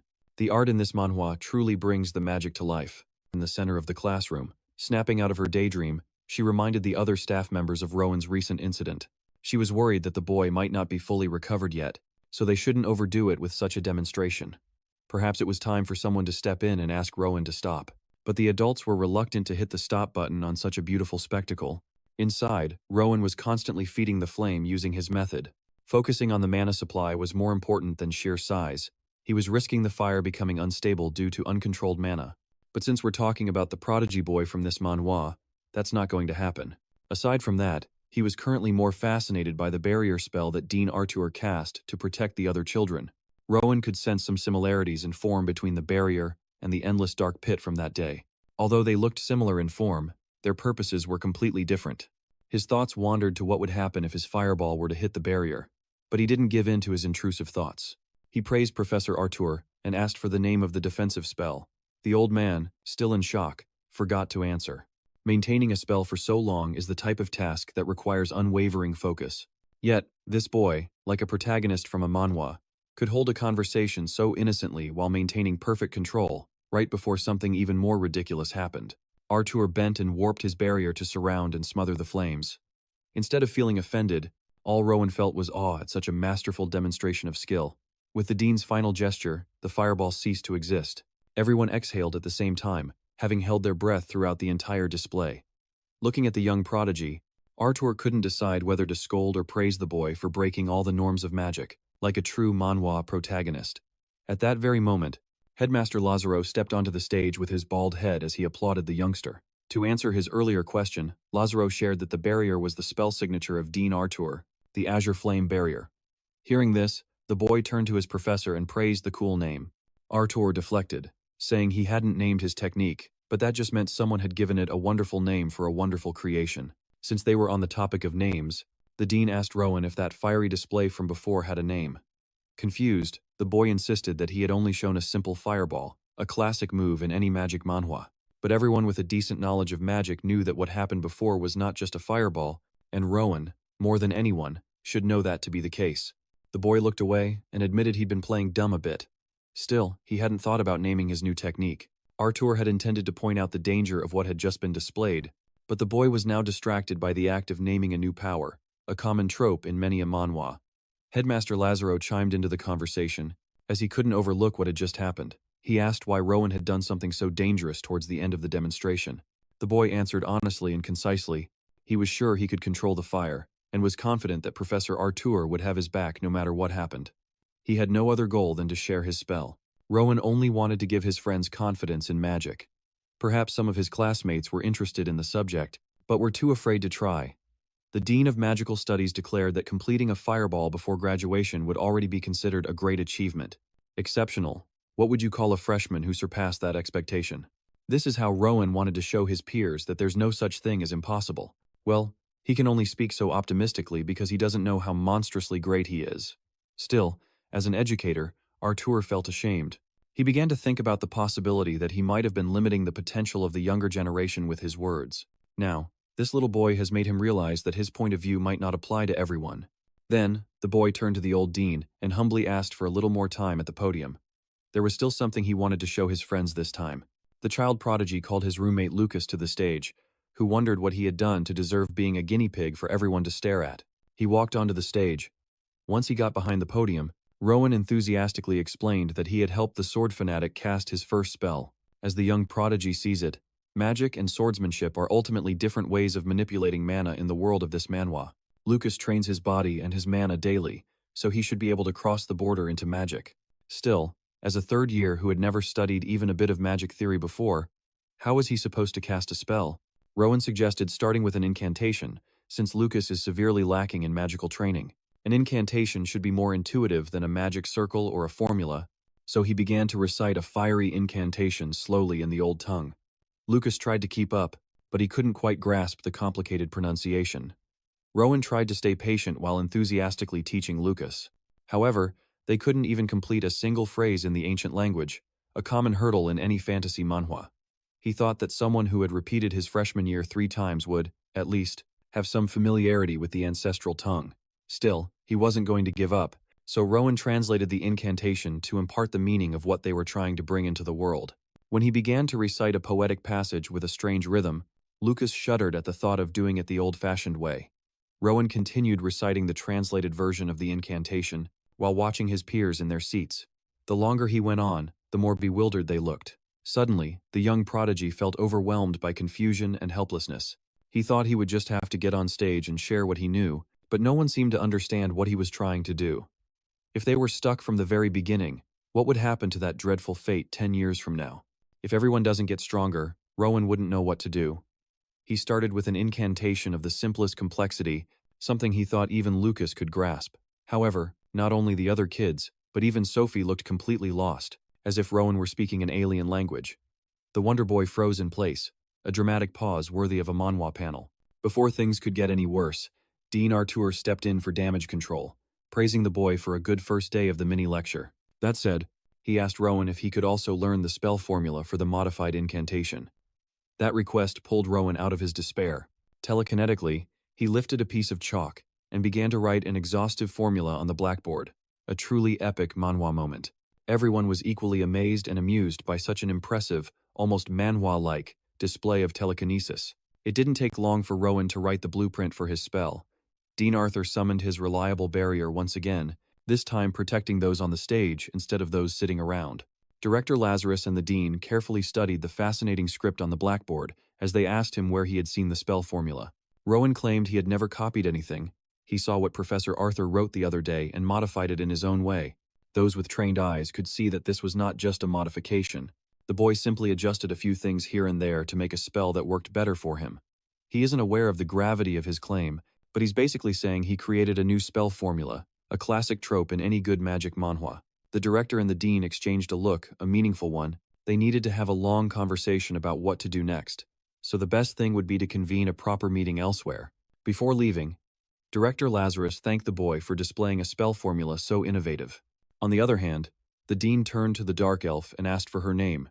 Sienna of the Pillar of Faith greeted him and made a formal introduction. Then the dean suddenly yielded the remaining hours of the lecture for her to fill. She could teach anything. She could tell the kids to self-study and practice their swordsmanship. Anything would be fine as long as they were safe. Professor Diego also had the audacity to leave his next class to poor Sienna, who, in a classic manhwa setup, was simply in the wrong place at the wrong time. Before leaving, Arthur dispelled the barrier that isolated them from the students. The other adults had left to discuss a matter of great importance, leaving Sienna to deal with an entire class full of beginners. The classroom was filled with indistinct murmurs about what had just happened. Sienna quickly silenced them with a loud slam of her hand on the table. That action startled most of the students, leaving them silent.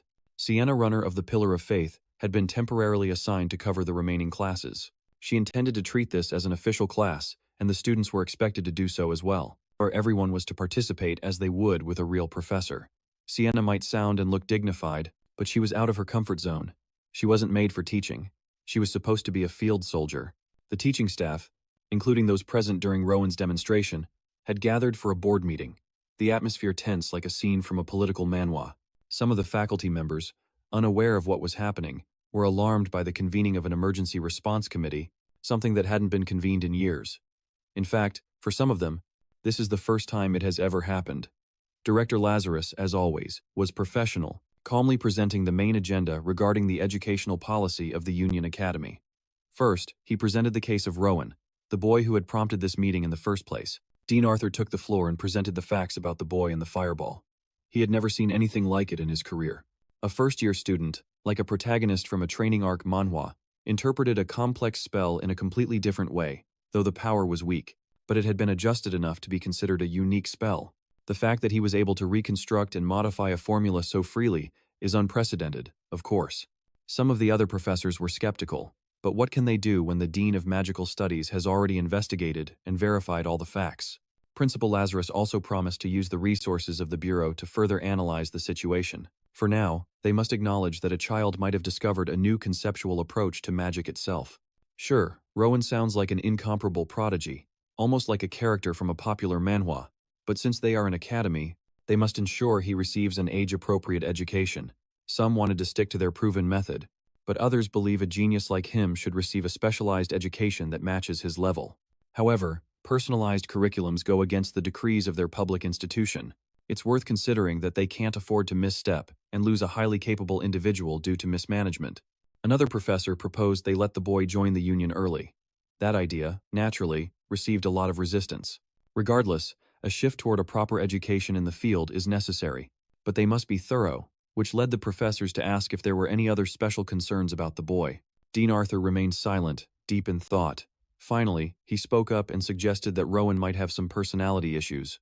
According to what the other professors had heard, the boy was nothing but kind and polite.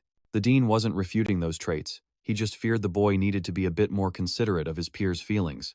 The union is a group that values skill and performance above all else. With Rowen's talent, a classic setup in any Magic Academy manhwa, he is likely to stand out as soon as he enters an order. As it stands, the boy might struggle to be accepted.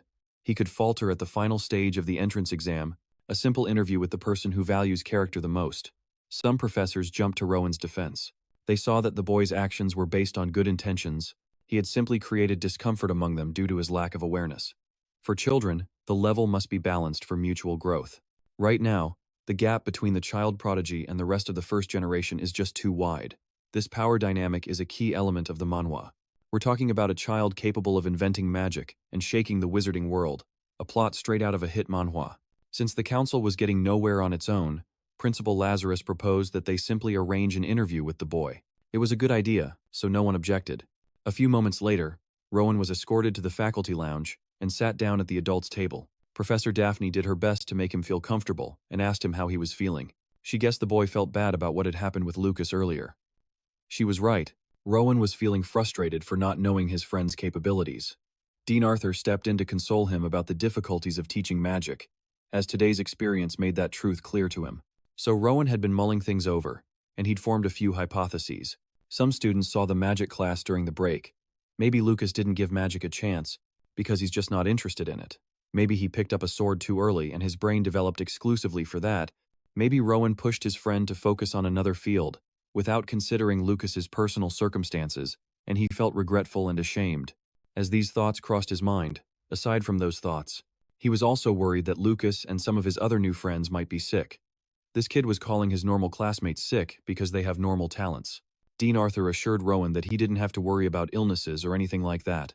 Hearing the old man's comforting words, the burden on the eccentric prodigy's heart lessened. Seeing Rowen smile, Headmaster Lazarus chimed in to ask why he was so eager to teach everyone magic. Well, it doesn't even have to be magic. He just wanted to get stronger alongside his new friends. By doing so, they could become members of the Union together. Hearing the boy's innocent and sweet answer, they felt their reservations about Rowen's personality melt away. In Professor Daphne's eyes were hints of pride and acknowledgement, and with that, Rowen was dismissed. The meeting went well, and now he could rest. A few hours later, the papers were discussed, and the new educational direction for the first-year students was put in writing. They will adapt to each child's overall pace. Individual academic skills will be aligned with those of the top students, while social and empathy development will be aligned with the average. This truly feels like the beginning of a great manhwa. Imagine being so talented you change your school's entire educational system. The faculty worked through the night to detail the specifics. The next day, the plan to revamp the entire curriculum went into effect immediately. On the training grounds, Professor Diego announced that swordsmanship and magic are now mandatory subjects for everyone. Lucas didn't hear the announcement over the sound of his own yawns. Rowen was surprised by how quickly things were changing in this manhwa. Furthermore, active union members will now attend all classes as assistant instructors. Every student should feel free to ask questions and learn as much as they can from the real-world experience on the field. Additionally, Rowen, Sophia, and Lucas will train exclusively with each other, rotating matches among themselves. Lucas loved the idea of that format. After all, he'd been itching to test his roommate. Sophia was equally excited. This was a good opportunity to see how her blade stacks up against the best, a classic manhwa training arc. Lucas took the initiative and challenged Rowen first, while Sophie lined up for the next round. When her turn came, it wasn't long before her wooden sword was knocked from her hand. She thought she could at least put up a decent fight, but that now seemed like a naive thought. Rowen was a monster, a true manhwa protagonist, capable of reading the path of her sword like an open book. However, she wasn't one to give up. This time she saw a brief opening, but she failed to capitalize on it. With more training, maybe she could land a few good hits. Recovering quickly from the defeat, she respectfully shook Rowen's hand, also asking him if he saw any terrible flaws in her sword technique. Rowen calmly explained that her mana flow was slightly misaligned. If she can learn to adjust the flow's direction, there should be signs of improvement immediately. Lucas chimed in and simplified that she should stop swinging the sword uncontrollably and do it with precision instead. Also, her legs tremble at times, probably from a lack of strength. Rowen agreed. Lucas was a bit blunt, but he's not talking nonsense. Still, the fool might have a point, but he's not painting the whole picture. Right now, Sophia is dividing her mana in a 50-50 ratio between her upper and lower body. If she can shift a bit more of her weight to her lower half for better stabilization, her stance should improve drastically. While Rowen gave valuable advice, Lucas dished out some playful banter, a dynamic often seen in a manhwa trio. Seeing his three best students get along in their own way made Professor Diego smile. He couldn't believe old Arthur said Rowen had personality issues, seeing how innocent and kind-hearted the boy is. He thought adults just worried over nothing.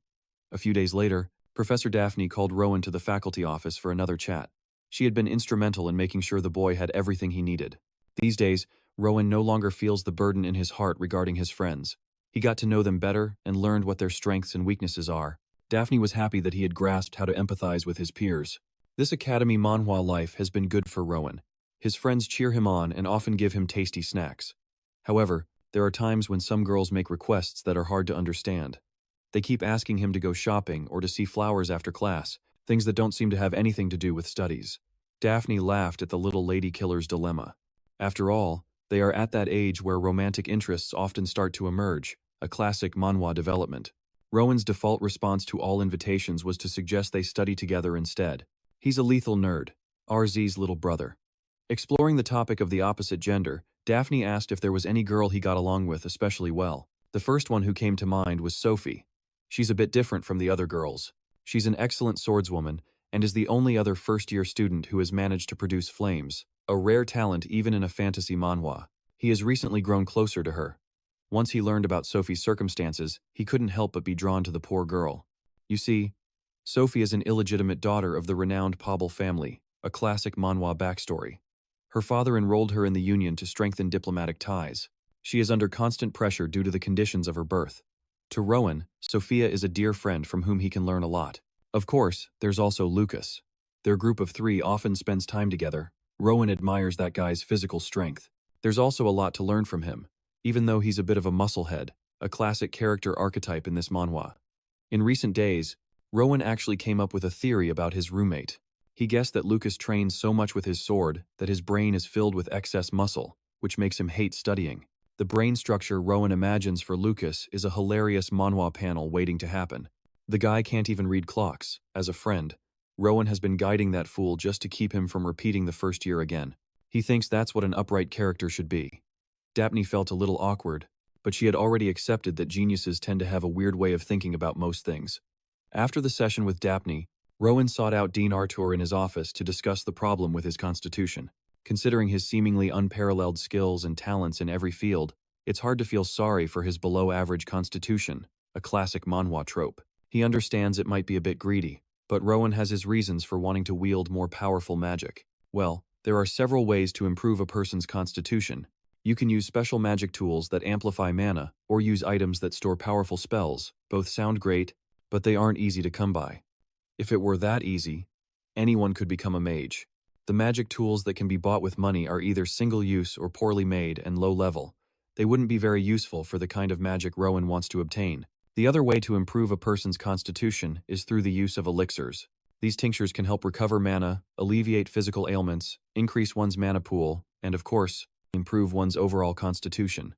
They come in a wide variety of shapes, sizes, and types, and all of them are extremely rare.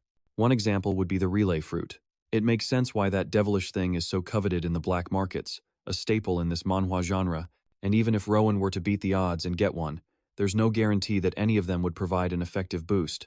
Still, it's too soon to be disappointed. He's still just a kid. Dean Artur took off his necklace and handed it to his star student. Inside the locket was one of the elixirs he possessed.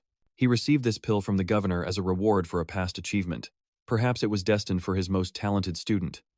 Naturally, Rowen felt reluctant to accept something so valuable. The dean assured him it was no big deal. After all, he couldn't use it himself. With some hesitation, the boy accepted the white pill. Determined, he swallowed it without water. He immediately felt it dissolve in his body. He felt as if he were floating in a sea of his own creation. As the elixir spread rapidly through him, just when he was close to some kind of breakthrough, he was dragged back to reality. He was back in the dean's office, sitting in a chair. Based on the boy's disappointed expression, the dean assumed the pill must have been ineffective, and Rowen confirmed it. Well, Arthur didn't expect the elixir to be a miracle drug that could completely change the boy's constitution, but the complete lack of improvement was disheartening. Like a true manhwa protagonist, Rowen had already expected this. Instead of finding ways to change his constitution, it would be a better use of his time to reinvent magic as it currently stands. He will dismantle the magic formulas and master mana manipulation, creating his own branch of magic perfectly suited for his personal use. A feat worthy of any top-tier manhwa. This visit wasn't a complete loss. At least now he can fully focus on a single solution. It's been 6 months since that old man gave him the white pill. Don't worry, it was healthy. Today is the final exam for first-year magic studies, and Rowen presented himself before the panelists, namely, Dean Artur and Headmaster Lazarus, and without a word, he produced 2 small fireballs in his hands. The old bats were clearly impressed and fascinated by such a masterful display of skill. Then, Rowen stepped on the gas and made the flames lash out and grow. They have seen it many times, but the way Rowen handles mana directly is always a feast for the eyes, a spectacle worthy of a manhwa panel. He is simply an incredible talent, and at this rate, the boy might even start combining other branches of magic. Although everyone praises his skill, Juan is worried that such weak magic can't be used in the Union at all. The Dean Artur assured him that just being able to cast spells without incantations is enough to prove that his skill is on par with a fourth-class mage. No one will be able to dispute the fact that he already qualifies as a high-level mage. He must set aside his concerns about the power destructive for now and focus on his strengths. As this manhwa protagonist keeps growing steadily, Rowen just needs to follow the path he has paved for himself. The Dean challenged him to analyze and recreate spells up to the 4th class, based on his own understanding. To make things easier, he will be granted free access to the ancient texts stored in the administrative library. As for his constitution, it would be best to keep that topic a secret for now. Since there are only 3 people in this room, the Dean and the headmaster decided to form a mage's pact. They held hands and chanted a strange hymn in unison. Unaware of what was happening, Rowen only saw this as an activity of old friends doing old friend things in the middle of his exam. A year has passed since that evaluation, and Rowen and his group had just entered their 3rd year at the Union Academy. Today, Professor Diego summoned his fellow faculty members with an urgent summons. Although the topic is at his discretion, he felt the need to share it with his colleagues. From now on, the school will no longer teach Rowen movement techniques, martial arts, or swordsmanship that involve the use of mana. This curriculum change is a pivotal moment in our manhwa's story. Everyone is curious about the reason for this sudden announcement. Diego explained what everyone already knows. Rowen has a firm intention of joining the Union. Now that he's in his 3rd year, it would be better for him to give up high-risk practical combat courses, a common challenge in any academy manhwa. Basically, Diego is saying the boy should focus entirely on magic more than anything else, as that is what the boy needs and wants. Dean Artur himself would know that Rowen is the kind of talent one would want to selfishly hold on to. Letting such a talent go for the sake of the future is the best thing Diego could do, a truly selfless act for a side character in this manhwa. Sienna Runner, who must have taken on a teaching role at the academy after covering classes a year and a half ago, asked Diego about Rowen's current physical level. Honestly, Diego estimates that the young man only needs to unsheath his sword to pass the first entrance exam for the Union. He's a natural talent so good that he seems straight out of an action manhwa. His destructive power is a bit limited, but that aspect can always improve over time. And as they are talking about power levels, Daphne, he turned to the Dean and asked how strong Rowen had become as a mage. After a brief moment of silence, Dean Artur simply stated that there is nothing more he can teach the boy. He's already beyond anything an old man like Artur can mold. Right now, Rowen can freely apply 1st and 2nd level magic, a feat straight out of a manhwa, and he's on his way to recreating formulas for 3rd class spells as well, because he's such an extraordinary child. He often treats complex formulas like simple toys. He's already a monster, and he has only just become a 3rd year student. Now that he's starting to experience his growth spurt, the girls can't stop fawning over the golden boy. He could steal your girl in the blink of an eye. So the author nerfed him so that he only cares about his studies, a classic manhwa trope. The first 3rd year magic studies class concluded without a hitch. Dean Artur reminded everyone about their assignments and called Rowen over for a moment. He wanted the boy to stay after class to tell him about the exchange tournament for the magic scholarship that will be held soon. There's no better representative than the genius raised in the Union's own academy. It's true that Rowen had never heard of this event before, even though he's been at the academy for 3 years. Although it was previously held occasionally as a way to exchange opinions on magic, it was discontinued as the age of magic slowly waned. The fact that it's being held now is thanks to Rowen's existence. Hearing the Dean say something so ridiculous surprised the young man, as Rowen's reputation and the stories of his achievements have reached Hwarin. Hwarin is an autonomous duchy, the only one remaining of the 7 kingdoms. At the heart of Hwarin is its celebrated magic tower, an institution focused on the development of the arcane, a setting perfect for a manhwa. The Tower Master also acts as the Duke, and they are somewhat isolated from the outside world.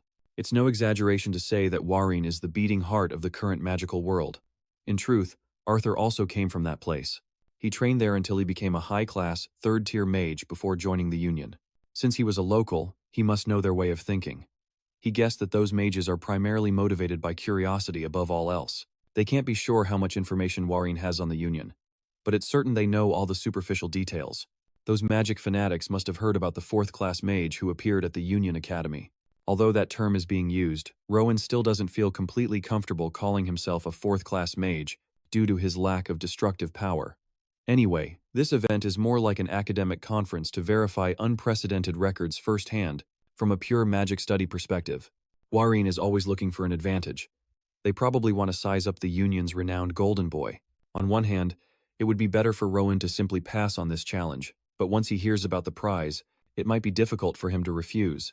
The union will adjust the schedule and provide the venue in exchange for an elixir. Despite the disappointment from a year ago, the allure of an elixir is still tempting.